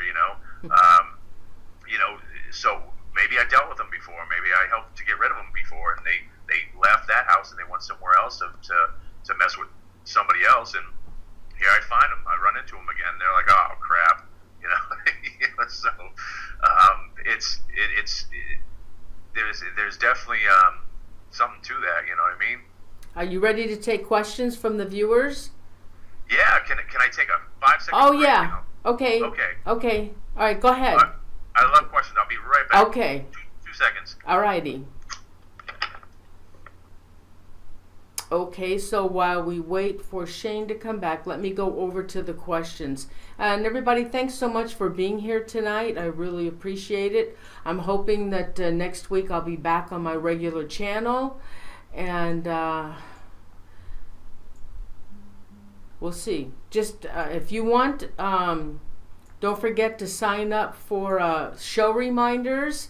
And this way you'll always know what channel I'm streaming on, whether it's this channel, Live Paranormal Zone TV, which is my backup channel, or my main channel, which is Do You Believe web series on my main channel, Paranormal Zone TV, and that is a trademark series. And also, please, for those of you who are watching and aren't in the chat room, if you'd subscribe to my channel, both of them, I'd appreciate it. And Shane is back. All right, Shane, hold on. Let me go over to the questions. All right, we got, wow. Okay, hold on. Let me, hold on. Okay, here we go. Andrew Cox wants to know, could these spirits cause you to kill in the house? Yes. They like I said, they really mess with us emotionally. Now, they're going to bring us to a point. It's going to escalate. It's not going to start there, but it can escalate to a point where we become ultra negative. We might have started there, but it's going to bring us to a point where we're going to really start hating things. We're going to hate our lives, and especially if there's electromagnetic fields around, because that really does alter our levels too. Can make us hostile, can make us act and do and say things that we normally wouldn't. It can definitely alter our personality. So I don't think it's going to turn a really nice guy into a killer, but it can definitely bring people with issues to the point of murder. Absolutely. Okay. Next question. This is from @2ECW. Any Sasquatch sightings? Have you seen any? Oh, you wanted to talk about that, didn't you? Yeah, I didn't even talk about that. Oh, okay, hold on. Oh my God, you know what I forgot? There was that other picture you sent me. Yeah, the alien creature. They got to see that. Oh my God, okay, I'm going to show it to them right now. Okay. Go ahead, talk about that one. All right, so you're talking about the one in the kitchen, right? Yes. Okay, so Paulino and I are working, on a case, and we're working on a couple of paranormal flap areas, one in northwestern Pennsylvania, one in Connecticut, western Connecticut area, that was written about in William Hall's book, the Haunted House Diaries. And Paul had been doing this investigation since 2005. William Hall started writing about it, I think, in 2015 or 2014, 2015. For some reason, I hadn't gone to this case, but William Hall, you know, did a lecture at one of my events that I threw, and he asked me, he goes, "Hey, I'm going to write about that house. Can you do the investigative part of it so I can, write about that?" So I did, and went to this area. Well, became really close friends with the owners of the house, the subject of this book.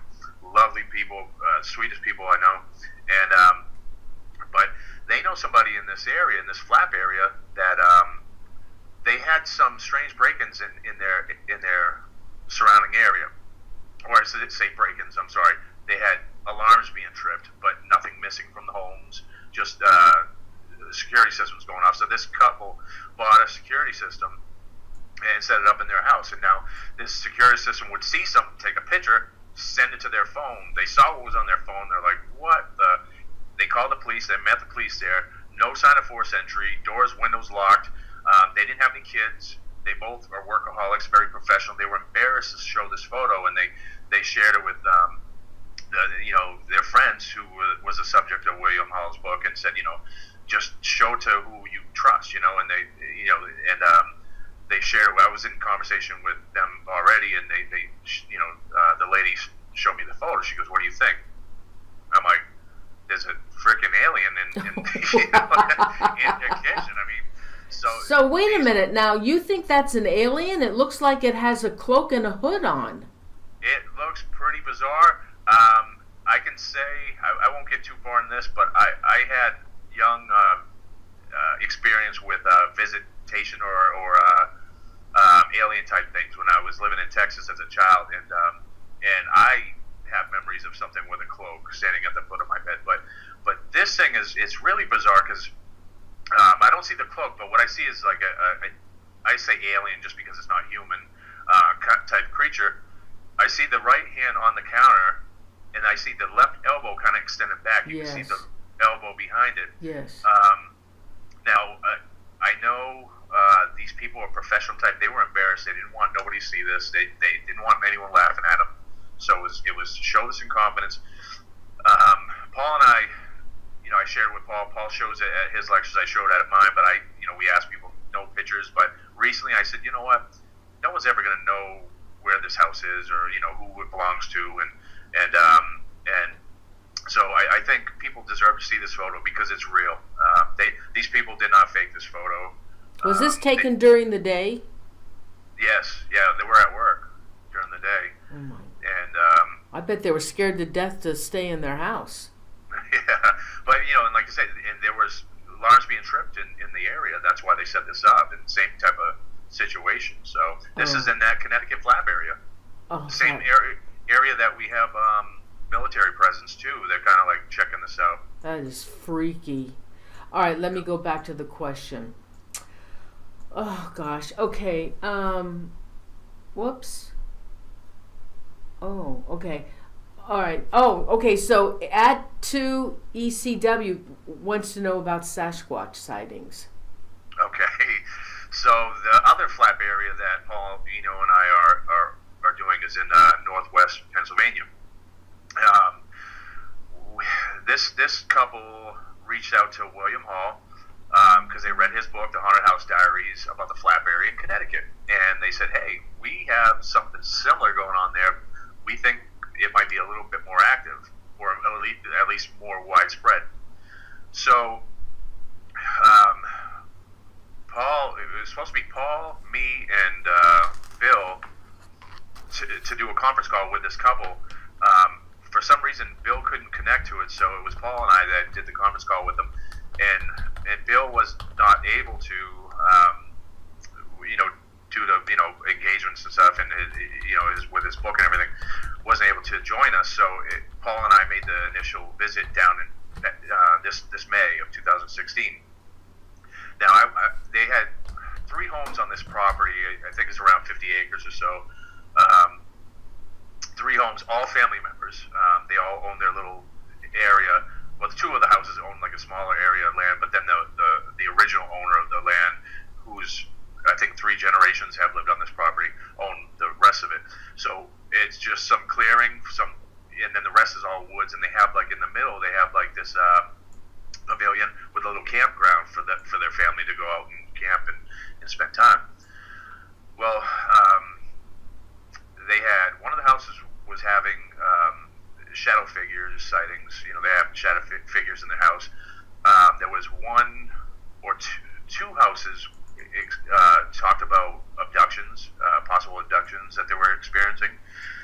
They were seeing UFOs above tree lines, one V-shaped that they would see a lot, and then one orange type disc. But they were also, since the 50s, seeing Sasquatch. So when we went down there, I was expecting to hopefully, talk to the people with the shadow figures, kind of educate them so it didn't get nasty, but also to, hopefully we'll get some UFOs above tree lines and stuff. And we did. We got pictures of the V-shape. I took a picture of the V-shape one above the trees. I took a picture one in daylight, a disc up above the trees in daylight. Also, the orange lights that they saw, I took a picture of that. Paul's got pictures of lights too, and streaks and stuff. Our trail cams that we set up took pictures of weird stuff. So I was going there expecting to see lights and UFOs and stuff like that. I never expected for a million years that I would see what I ended up seeing.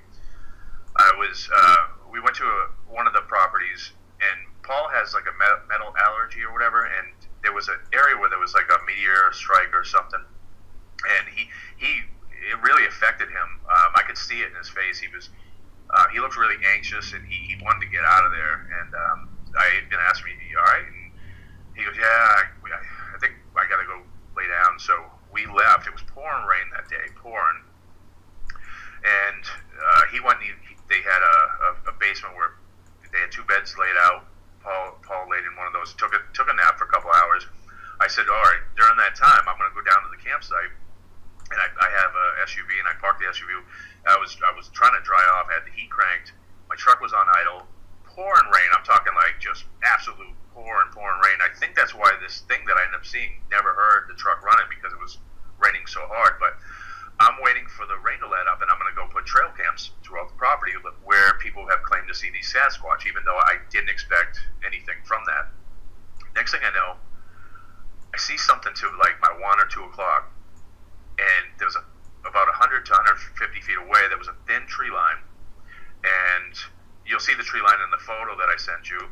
I don't know if you're sharing that, but... yeah, I did. Okay. Now, so I was about 100 to 150 feet away from that, sitting in the truck, and something caught my eye. I looked up, and this black figure just went, and it stopped in between two trees, right near that yellow sign, or just beyond that yellow sign.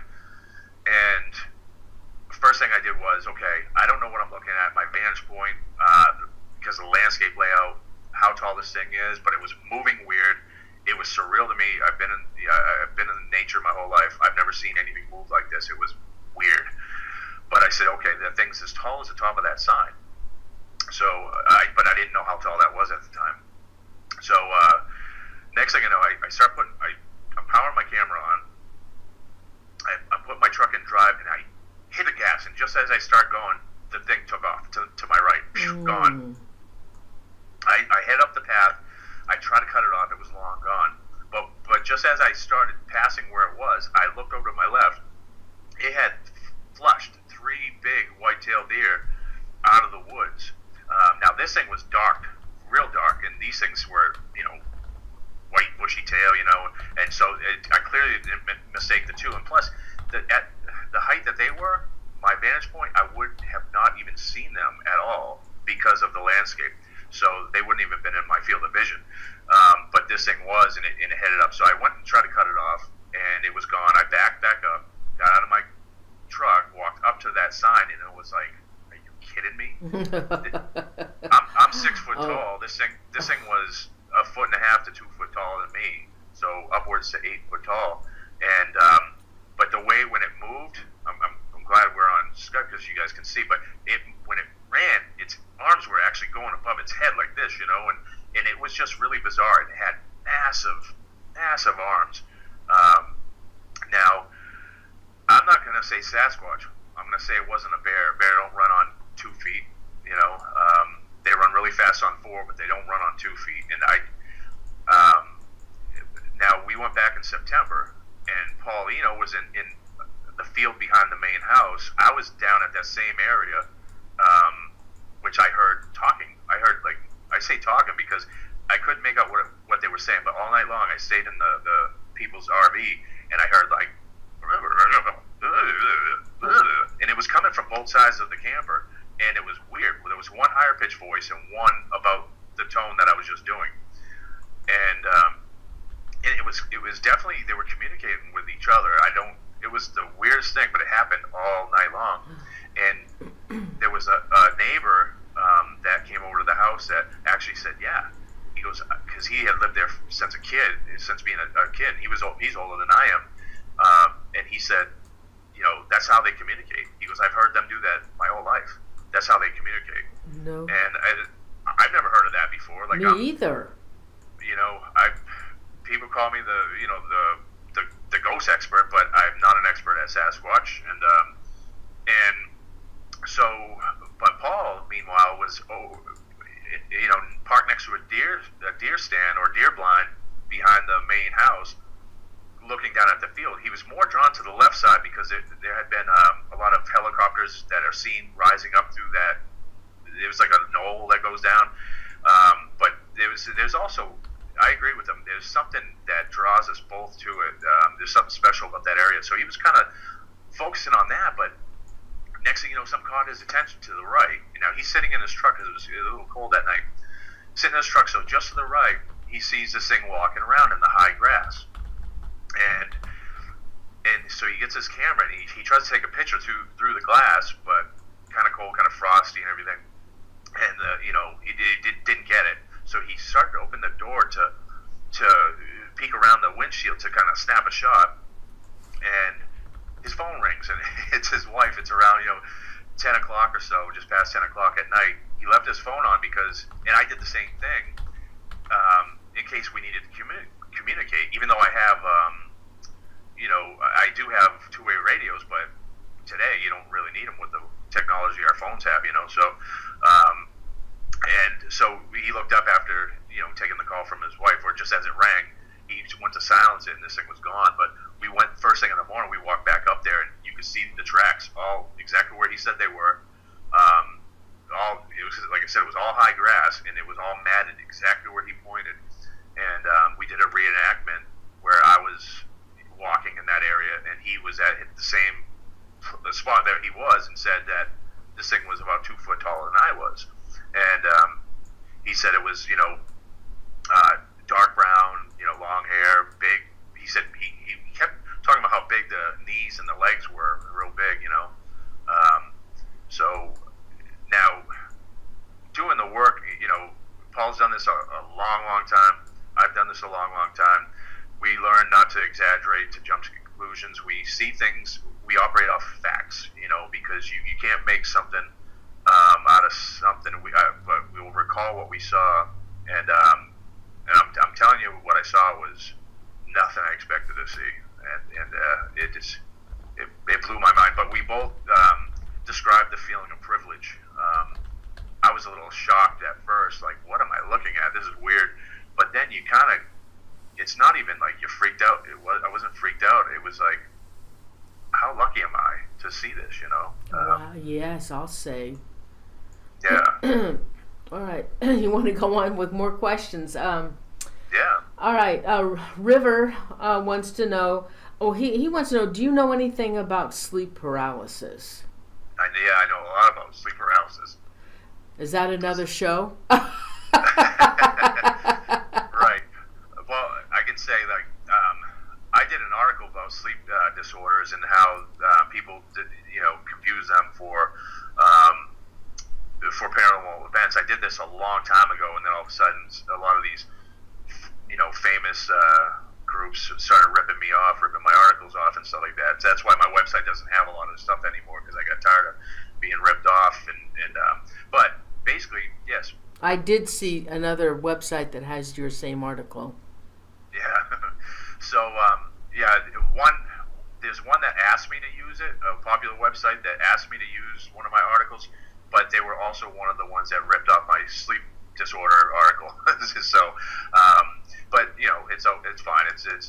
It's flattering, I guess. And so, but basically, here's where I stand on sleep paralysis. It's a state of atonia. There is a chemical. An institute discovered that there actually is a chemical that we release when we're in deep sleep, and that disallows muscular function. So we don't act out our dreams, and it's such the case of night terrors where people run through walls or smash into tables and break their arms, and because they're acting out their dreams. So this chemical disallows or shuts down that muscular function, so we don't injure ourselves in these states. So I mean that is a clinical fact, and so what happens is we wake up, we're in that state. We're unable to move and unable to talk. Usually, we can make certain vocalizations out, like And I know, and I've had this happen to me a lot. I've experienced sleep paralysis quite a bit. Now, what usually brings us on is extreme overtiredness. It could be, just being very overtired. Some people, it's brought on by, alcoholism or drug abuse or different stresses or whatever, but it's generally when you're not getting the proper sleep that you really need, and there's maybe other components involved in that, but you wake up and you are awake and you're aware, but you're also in kind of like a hallucinating state, and so you might see or hear or feel things that aren't real, but and I believe that that's the case a lot. But one of my episodes, and this is why I say it's not always explained through science, and this is one of those cases. I was sleeping on the couch one night, and I had many episodes of sleep paralysis, and this was one time where I was experiencing a lot. I fell asleep on the couch. I was on my left side. My right arm I was on my side, and so my right arm was behind the back of the couch, and my back was to the room. And I woke up, and I felt like there was something behind me. And a couple of these times where I had these things happen to me, it's always like, of course, like I said, you're kind of hallucinating too, because you're kind of like in between, but you are awake. A lot of these times, it's always like I feel like there's aliens coming to get me. That's what's in my mind. And so I'm like, I want to turn around, but I can't. So I figured if I can fight it hard enough and get my arm up high enough, I can drop it and it'll force my body to turn. And as that started to happen, I saw this black figure come at me, and I felt like I got pulled really hard and fast. And I'm a pretty big guy, and I felt myself go through the air. I hit the floor.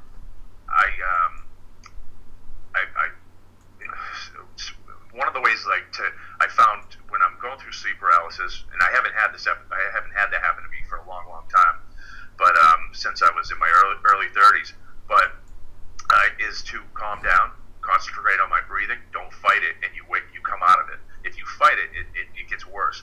So I did that on the floor, but I ended up falling back asleep, and I woke up. Now, if I had just fallen off the couch, if I had just rolled and fell off the couch, I cleared the coffee table, and I was 15 feet away from the couch I was laying on. But I had cleared the coffee table. There's no way that happened. So I think in some cases, there's definitely more to it than just a clinical or scientific explanation using the explanation of atonia and this chemical, which I can't recall the name of the damn chemical right now, but certainly that does, because under in sleep studies and stuff, they've seen people experiencing the sleep paralysis, and no aliens next to them. There's no ghosts. It's just they're in this state of atonia or whatever. But I think it can't explain it all the time. I definitely feel strong about that. Okay. Joanne Dion, what about aliens? Are they parasites? I think some of them are. I think some of the species are. And I think, like I said, operate off of fear, just like the parasites do, and that's why I said once I had this process to identify trends, I started to realize that these parasitic entities, they had some kind of agenda in what they were doing, and I wasn't going to call them demons or ghosts or nothing. I'm going to unlearn what I think I know and just talk about what they are, or no, because I always said, to understand things, forget about who they are, what they are, focus on how they are. And so I started looking at how they are, and that's when I started to realize that, what allows them to interact with us, and then that forced me to look at why are they doing this. And these parasitic entities, I think, operate off of fear. They instill fear. They control with fear. And I think some of these, come on, I don't think there's any intelligent person right now alive that can say that aliens aren't here. They're not. They don't exist. You know what I mean? And I think some of these species, I think, are definitely, they operate with fear, because I think they both kind of have the same agenda. They don't want us to graduate. They don't want us to become. When I say spiritual, I don't mean like religious type spiritual. I'm talking about being on a higher frequency as globally, because that would be dangerous. We could, especially, but I think that's the agenda. Anyways, I think for some reason they're trying to manipulate that and kind of keep us down, personally and globally, as a whole, as a human being in its entirety.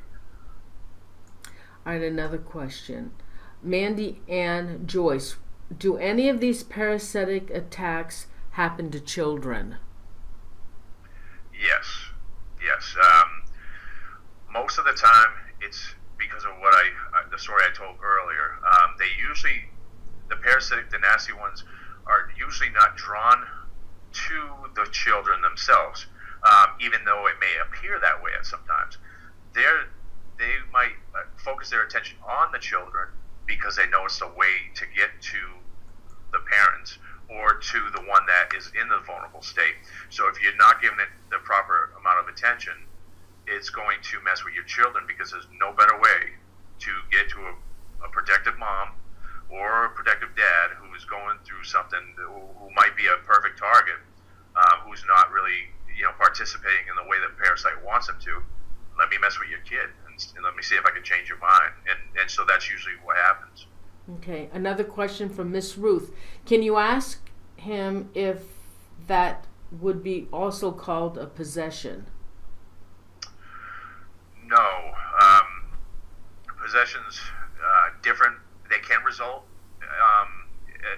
they can result from this, because once these parasites, this attachment, or this connection escalates in such a way, it's, like I said, it's kind of merging, or they're changing the frequency, and they're keeping us at that frequency, and those two frequencies align, so it can turn into that. But I'm telling you, true, that most possessions that I've come across, that I've dealt with, every single one of them, I would say most of them, 99.9% of the possession cases or alleged possession cases I've dealt with, came from somebody that was raised in a dysfunctionally religious home, or who was dysfunctionally religious themselves. And I'm talking about the people that got into religion for the wrong reasons, and a lot of times people that were practicing religion because they screwed their life up so bad that they needed the hand of God to help them, that they were so open to God's love that they actually allowed themselves to be attacked by an entity so that they could be touched by the hand of God, and that would make things all better. But it always comes. Most of these possession cases have come from, and look at history. Look at all the well-known religious cases, possession cases that we know about. They all were dysfunctionally religious families. Okay. Let's see.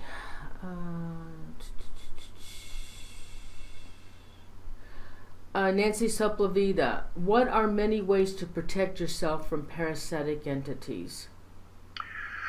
Well, in daily life, or I guess we'll talk in general, but daily life horror investigations. I tell most people, if you're going to put yourself in paranormal, I'll address both areas, but if you're going to put yourself in paranormally active areas, you need to be very educated of the mechanics, and like I say, most people are not. But to simplify it, because I know we don't have all the time in the world, don't go into these areas and with fear. If you think you're going to be frightened by this, stay away. Just don't even do it. You have to also be grounded, but you have to be positive in mind. You can't be in a dark place. You can't be in a vulnerable state. You really, and it doesn't mean you're not going through something bad in your life, but you have to be able to gather yourself before going on this and shut that stuff off. Shut that off from your internal dialogue, because that is emitting this frequency that these things are connected to. So you have to be able to empty your internal dialogue. That's a very important word, is internal dialogue. It kind of controls a lot of these things. So you got to be able to blank that out and just go into these areas without fear, without thought, and that's positive thoughts, but no negative thoughts and no fear, and and definitely, I mean, that's the best advice. I mean, but another thing you can do is Google me or whatever. Listen to our, me, Paulino. Listen to some of our shows that we've done, and learn from that, because there are mechanics involved in this, and it's just not all spiritual. Because even the spiritual has a scientific equation, and this is to simplify it, but just no attention, no fear, and just don't go into it with baggage. You know what I mean? Just love and positive energy, and no fear. Okay. Last question. Have you, from Teresa Browning, have you ever had a case that stumped you, or you couldn't help them, even when the client changed their life into a positive way of thinking? No, it's amazing, but it's that simple. It's worked every time. There was only one. I do have a 100% success rate. There was one recent case I did where the gentleman was really stuck on old preconceived ideas, and he was, he had all kinds of investigators going there. He was belligerent to them. He was degrading. There was a psychic. There was two other groups. He was rude to both of them. Finally, I got brought in. He was receptive to my ideas at first, but then he just did. I thought he was anyways, but he just didn't seem to get it. And he thought, he like myself, part Native American, he thought, well, we're just going to burn a bunch of sage and everything's going to be all right. And I already told him he burned a ton of sage himself, and that can help. But the problem is he wasn't addressing his personal issues, and he was another gentleman battling cancer who wasn't in the best place, even though he convinced himself that he was a very positive person, but he clearly was not, and so he was having a hard time grasping that there is a scientific equation, and there are mechanics involved. It's not just all smoke, all these other techniques. So I haven't spoke to him in a couple months, and but he is somebody I can help. I told him, you tell me when you're receptive to my ideas, because he just seems so stubborn and just thinking of the old ways. So you can remain a victim, but once you're ready to listen to me, then but he's the only one. I've helped everyone else, and I've helped thousands of people. So I can say that what I've discovered in this process that I use is effective every time, and I'm lucky, and I'm fortunate to be able to be the one that help people with that. I think Miss Ruth had a question earlier and I forgot it. She said, I want to know if it's too late to ask this. Were you Did anything ever get attached to you? No, never. Never. No, I've been in cases where, there were investigators that were being attacked. There were some that were suffering strong headaches, earaches, and stuff like that. And I was chasing this thing around the basement, and I'd find it in like big cold mass, and I'd feel it move, and my hair would move. This thing was running away from me, but other people were being attacked, and I've never had an attachment. I've never been assaulted by these things. I've been touched by them. And it's like just like Paul might have said on your show, he says a lot. You can feel bone structure, and it's like you can feel like boom, like if somebody just nudges you, and you can feel it. But I've never been attacked, and never had an attachment because I know what allows that, and because I know what allows that, it disallows them from doing those things. There's a process. There are things, mechanics that have to be in place in order for that to happen. And if you have the proper education, which most people don't, it can't happen. Wow. Thank you so much, Shane, for coming on the show tonight. It was just a pleasure to have you on the show. Excellent speaker, fabulous information for the viewers. I really, really enjoyed having you on the show, and I want to thank you so much. Thank you for having me, and anytime I'd love to come back. Now, is there any information you'd like to give to the viewers? I do have a picture of you with your website. Okay. TrueGhost.com. Any other location where they can reach you if they need help? What's the best way? Yep, that you can go to trueghost.com, TRUEGHOST.com, and my email address is there. You'll find and my phone number. So feel free, and if with like your show and some other big shows that I do, I get bombarded with emails, so I will get back to you. So if I don't get back to you right away, I will, for sure. But yeah, I mean, I'm glad. Thanks for having me on, and I've noticed you have a faithful following, and I've been excited to get to talk to new people. Oh, I loved having you on.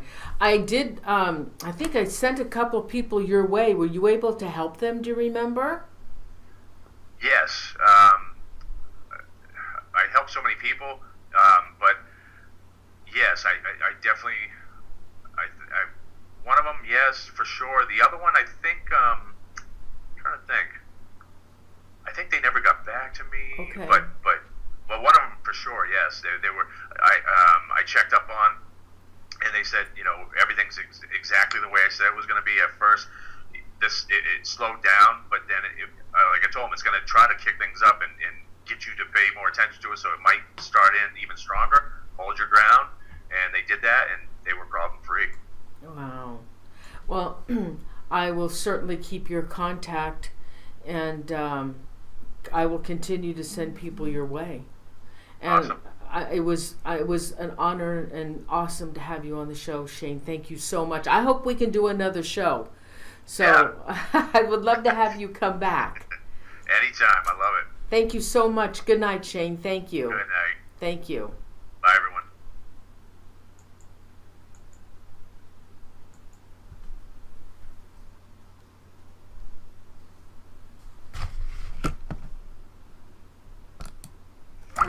Wow, he was awesome. I know you guys enjoyed the show because I saw you. Wonderful speaker, excellent presence. I just love having him on, and I would like to have another show, air another show with him. He also airs a show, I think, once a month or twice a month with my friend Paul Eno, who was absolutely awesome. I have a playlist with him. The shows I've done with Paul Eno are unbelievable. Anyway, thanks everyone so much for being here and sticking it out tonight with me. I'm hoping that things get back to normal next week. I'll know next Tuesday if I'm going back to my main channel for next Thursday's show. I got an awesome show for Thursday, and I keep forgetting to give you the website, but it's on ITCs communicating with the dead, and it's a group that's worldwide. They have 4 stations, all one in Brazil, and I forget one here, I think in the United States, and I don't know where the other. They've been researching and experimenting on communicating with the dead, and they say they have proof. And this is all going to come out in about a year. And I wish I had that guy's website. He is a doctorate. He's a PhD, and I forget. Well, I'm sorry, I don't have all the information, but I'll post it. It's going to be fabulous. I'm so excited. I asked him to come on the show, and I was I got a message right back from him. I'm so excited that he wants to come on the show. Anyway, so and I've got. So that's the next week will be the last show for the month, and then I have oh my God, December 1st. I have a guest. He has been on television. He has written his 2nd book on the Day at Love Pass incident, and I'm airing another show on Day at Love Pass. And it's going to be an update. He actually went to Russia for his 2nd book. He was able to open up the archives and get information to write the 2nd book. And he's going to tell us more information and an update on the incident of those 9 hikers that were killed. So anyway, I want to thank you all so much. I've got some great shows coming up. I'm hoping to be back on next Thursday on my main channel. If not, we'll be using this channel until January. So everybody, please pass the word, share my shows, and don't forget to subscribe if you haven't done so. You can go to my website, paranormalzone.tv, for show reminders, so you'll always know where the show is going to be. So let's do some shout outs, whoever is left. I want to thank my mods, my dear Royce Hinman, who's always there for me, Sweet Annie, and Crystal. And so let's do some shout outs. Okay, oh gosh, Royce gets, okay, so Zoe Small, Andrew Cox, I See Lies, Joyce Lynn, Sandra Miller, Joanne Dion, Baysinger 11, Paula Tomlinson, Rhonda Hickman, Princess Patricia. Okay, anybody else want to shout out? Yeah, we haven't seen Baysinger for a while. B3 Airspace. There's some more left. Anybody else want to shout out? Anyway, again, I want to thank you so much for coming over to this other channel. It's not a regular, I know, but it's a backup channel where I can do my shows, when things happen. And things do happen. Hi, Miss Ruth. Oh, you're welcome, Royce. Send positive vibes our way to Royce. He can always use them. Oh, Jimmy Cortez. There's my Jimmy. Hey, Jimmy. We love you, Jimmy. Yes, Miss Ruth, I did. Hi, Miss Ruth. Thank you. We don't always see you, but thanks for joining when you can. Anybody else want to shout out? I love you guys. Group hug. My gosh, you're welcome. Meow meow, and yes, that's the kitty. That's the latest kitty I rescued, and it meows all the time. It's a meower. But that's the last one. That's number 15. No more. All right, everybody. So Thanksgiving in a couple of weeks. I can't wait. I'm so excited. I love the holidays, except the year goes by too fast. Mandy and Joyce.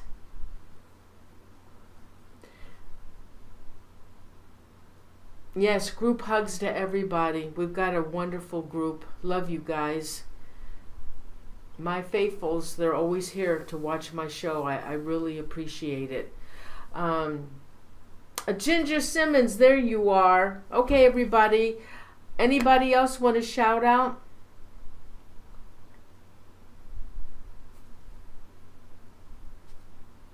Yes, group hug to everybody. Love you guys.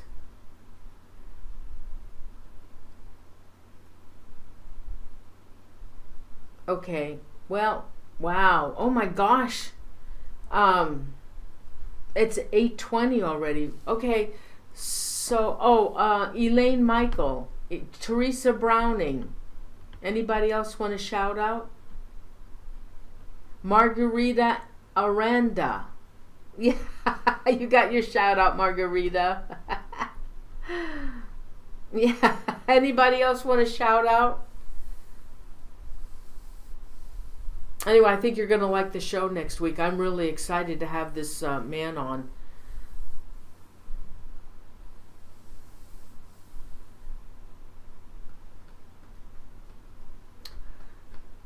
If I don't see you guys at the next show next week, Tammy Sifford.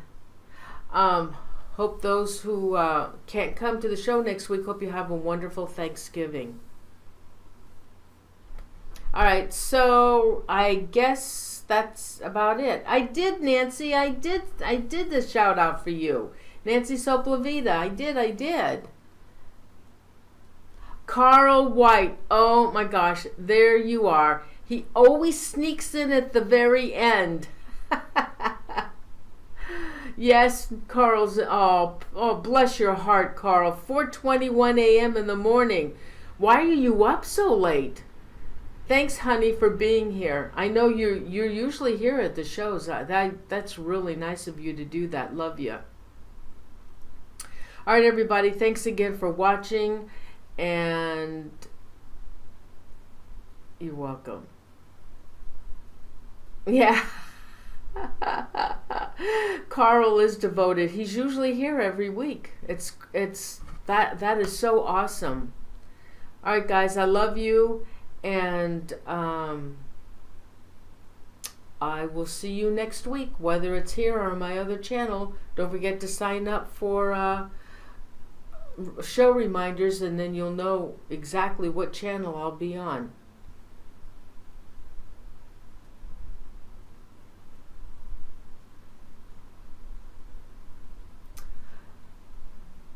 Yeah, my buddy Dave, I saw him pop in. New Kindle Jenner family and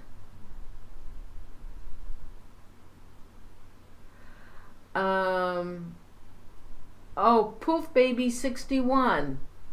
How come you guys all come at the last minute? I'm just ready to sign off.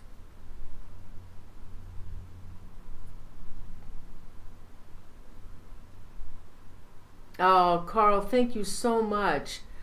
Gosh, 4:21 in the morning, and he watches my show every week. He's always there. Okay, everybody, have a wonderful weekend. Mine starts tomorrow. I'm so excited. See you guys all next weekend. Group hugs. I love you guys, and thank you so much for all your support and your loyalty to my show, and to my mods, and to Royce, who's here every week with me. I really depend on Royce. And everybody, thank you. Love you guys. You are the best. Love you. Good night, everyone. Good night.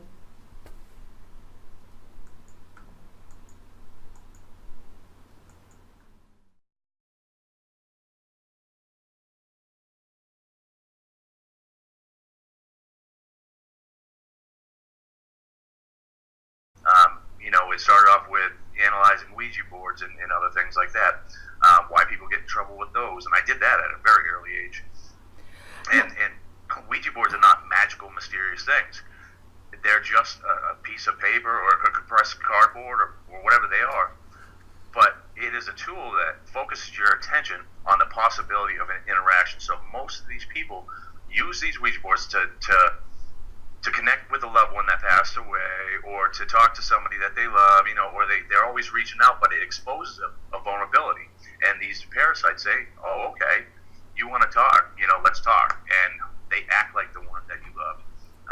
They know things things. And why do they know the things? How do they know how to push your buttons? It's done through frequency. Everything's done through frequency. Emotions have frequency. We emit frequency. And when our emotions are lowered, when we're in a vulnerable state or a fearful state, or we're being negative, our frequency is lowered substantially, and it actually becomes equivalent to the same vibrational frequencies that cancer emits, mildew, mold, other parasitic life forms. So that can't be coincidence, but we become tuned to these parasites, these entities, like a two-way radio. So if we raise our frequency, basically raise our emotions, heighten our emotions, and not just saying, okay, I'm going to be happy today. No, you have to be happy truly in your heart. You have to be in a better place. When we do that, we change our frequency, we break the connection. But these things, they find us through that. And vulnerabilities, frequency, emotions, stuff like that. So, do you have to be involved in any kind of paranormal in order for this to happen to you? Or could this just happen to anybody? It can happen to anybody. And, it doesn't mean that, okay, somebody had a bad day today and they're feeling down that they're going to be attacked by an entity. There's other things that, help this process. There's natural elements that are present that can allow it to happen more frequently and more strongly. But more so we as participants in this. Now, I'll tell the story. I guess this is a good time to tell the story of how Paul and I met, because it'll kind of explain this. Excuse me. That's Paulino. Back in 1998, I was contacted in a chat room by a gentleman who, it was back in the AOL days, the dial-up internet. People that could live in a certain house, and I'll tell a couple stories about that tonight, but people could live in a certain house for many years, and then all of a sudden there's a life-altering circumstance that changes their environment, changes their internal dialogue, changes their emotion, and they become vulnerable, and it draws these parasites to them. They say, okay, I got somebody that I can mess with, and that's how they operate. So that's why we call them parasitic entities, because they feed off of negativity. They feed off of fear, or they're attracted to people that are fearful, but they're also that's what they need to operate. They instill fear, and I'll get into my theories on that. Why that agenda? Why we used to say, we think they just they feed off of negative energies, but I believe that they do. When somebody has one attached to them, a parasitic entity, they do get drained. They become weaker. In some circumstances, people's light bills go up, stuff like that. But I don't think that's the only reason why they're there. They have a certain agenda, and I really think that that agenda is, to basically hurt spiritual growth, and not just with a single person, but with humanity. And they need this. It's almost like they need us in conflict, and they like that. So I think that's why there's so many different religions that have been created throughout the years that are in conflict with each other. But these things come in, and they attack people at their most vulnerable. But they're cowards. People, as well as like investigators. I've seen demonologists. I've seen priests that cower to these things when they see how nasty they can become, or they fight against them with hostility, or they try to fight them with like the paranormal against the paranormal, meaning divine intervention to get rid of this nasty entity. But none of these people are trained in the true mechanics of what allowed that interaction, what initiated that interaction, and what allowed that haunt to continue and also escalate. The clergy are not educated in that area, and nobody truly is, and nobody seems to be paying attention to that. So, and that's through the process of identifying trends I talked about. That's what I started to realize was see it for myself. I need to figure it out and understand all the inner workings, and I do that. I apply that with everything, but with the paranormal being my number one passion, that was something that I was just after from day one. So in my early teenage years, I started really focusing on, like, say, Ouija boards and stuff like that. Because I've seen so many people get in trouble with them, and why do they get in trouble with them? How do they work? And so I had that process to identify trends in place. I unlearned everything I thought I knew, and I was going to just break it down from the beginning and figure it out on my own. And so that's the approach I've taken, and I've connected a lot of dots. I think a lot of other people haven't, and because of that, and I'm humbled, and I'm fortunate enough to say that I've been able to help a lot of people, thousands of people, with no fails. I go in after clergy, demonologists, all these famous people you see on TV, and other. I help other investigators when they can't provide relief, and then they call me in. Also, investigators that are getting attacked themselves, because they got something attached to them, and so it's an understanding of the mechanics, and that's exactly what I want to share with the listeners tonight. I think they're going to enjoy it. All right. Then let's start. What is a parasitic entity? Parasitic entity is a name that Paul and I started, calling these things a long time ago. Paulino, that is one of your more popular guests, and also a close friend of mine. And we'll talk about how I met him in 1998. And, it's a great case with a great story attached to that as well. But so a parasitic entity is something, a lot of these negative haunts people call poltergeists. They call demons. You got the people that always say they're demons, and others just call them poltergeists. Some people call them non-humans, things of that nature. But like I said, nobody knows anything. Nobody really has this locked down. So what I did was I unlearned everything I thought I knew, and I started from scratch. So I'm going to name them off their personalities. And what these negative entities are, they're parasitic, and they feed off of vulnerabilities. They feed off of fear, and we'll get into what allows that. What initiates those things and what attracts that, and because we'll talk about emotions having frequency and things like that, and but that's what happens. I mean, we find.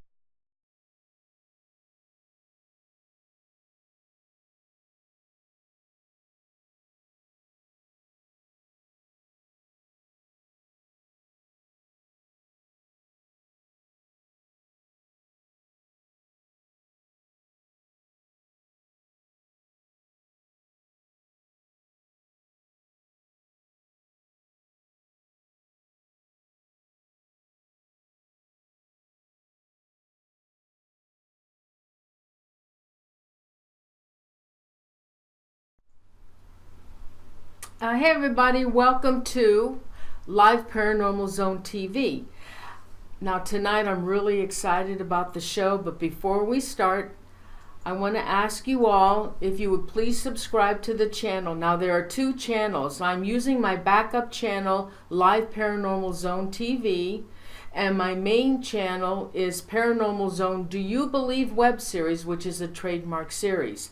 Now hopefully by next Thursday I'll be back on my main channel, but this for now is my backup channel for when things happen. Okay, also if you all want a show reminder, please go to www.paranormalzone.tv. There is a tab for show reminders. This way you won't miss a show and you'll know where I'll be on which channel. So everyone, tonight I'm really excited. Our show topic tonight is parasitic entities, and my guest is Sean Sarway,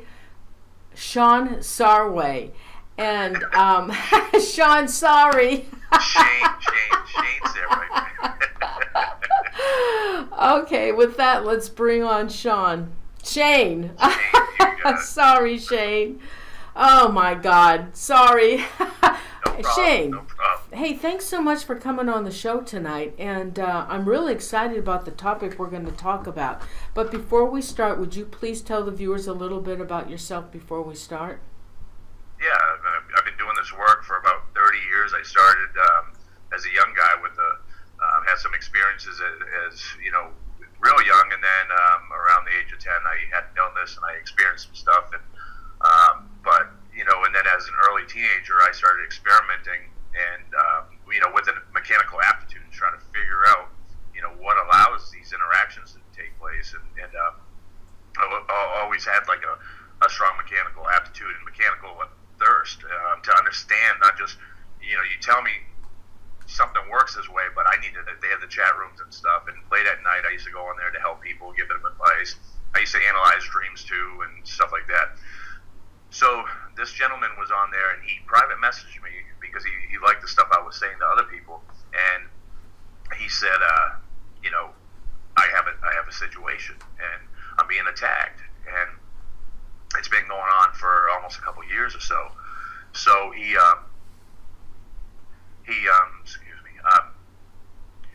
says, but I have another investigator that I've been working with, and let me check to see if he minds. He's a local guy, and this is, like I said, in Woonsocket, Rhode Island. So I said, okay, sure. Normally I work by myself, and but whatever, whatever it takes to help you. So he checked with Pauline. Pauline was like, yeah, sure. Paul's a great guy, and I normally work alone. He said, but let's meet. So I went down there, and sure enough, Paul and I hit it off right off the bat. I mean, we've been brothers ever since. I mean, it was like we've known each other our whole lives, and just working with him, it's like we didn't have to choreograph anything. We just, everything flowed, and it was awesome. So now this guy had been going through this for quite some time. So he had an entity that was rising up to the corner of his bedroom when he was in bed at night, and he said it was like a disfigured lady.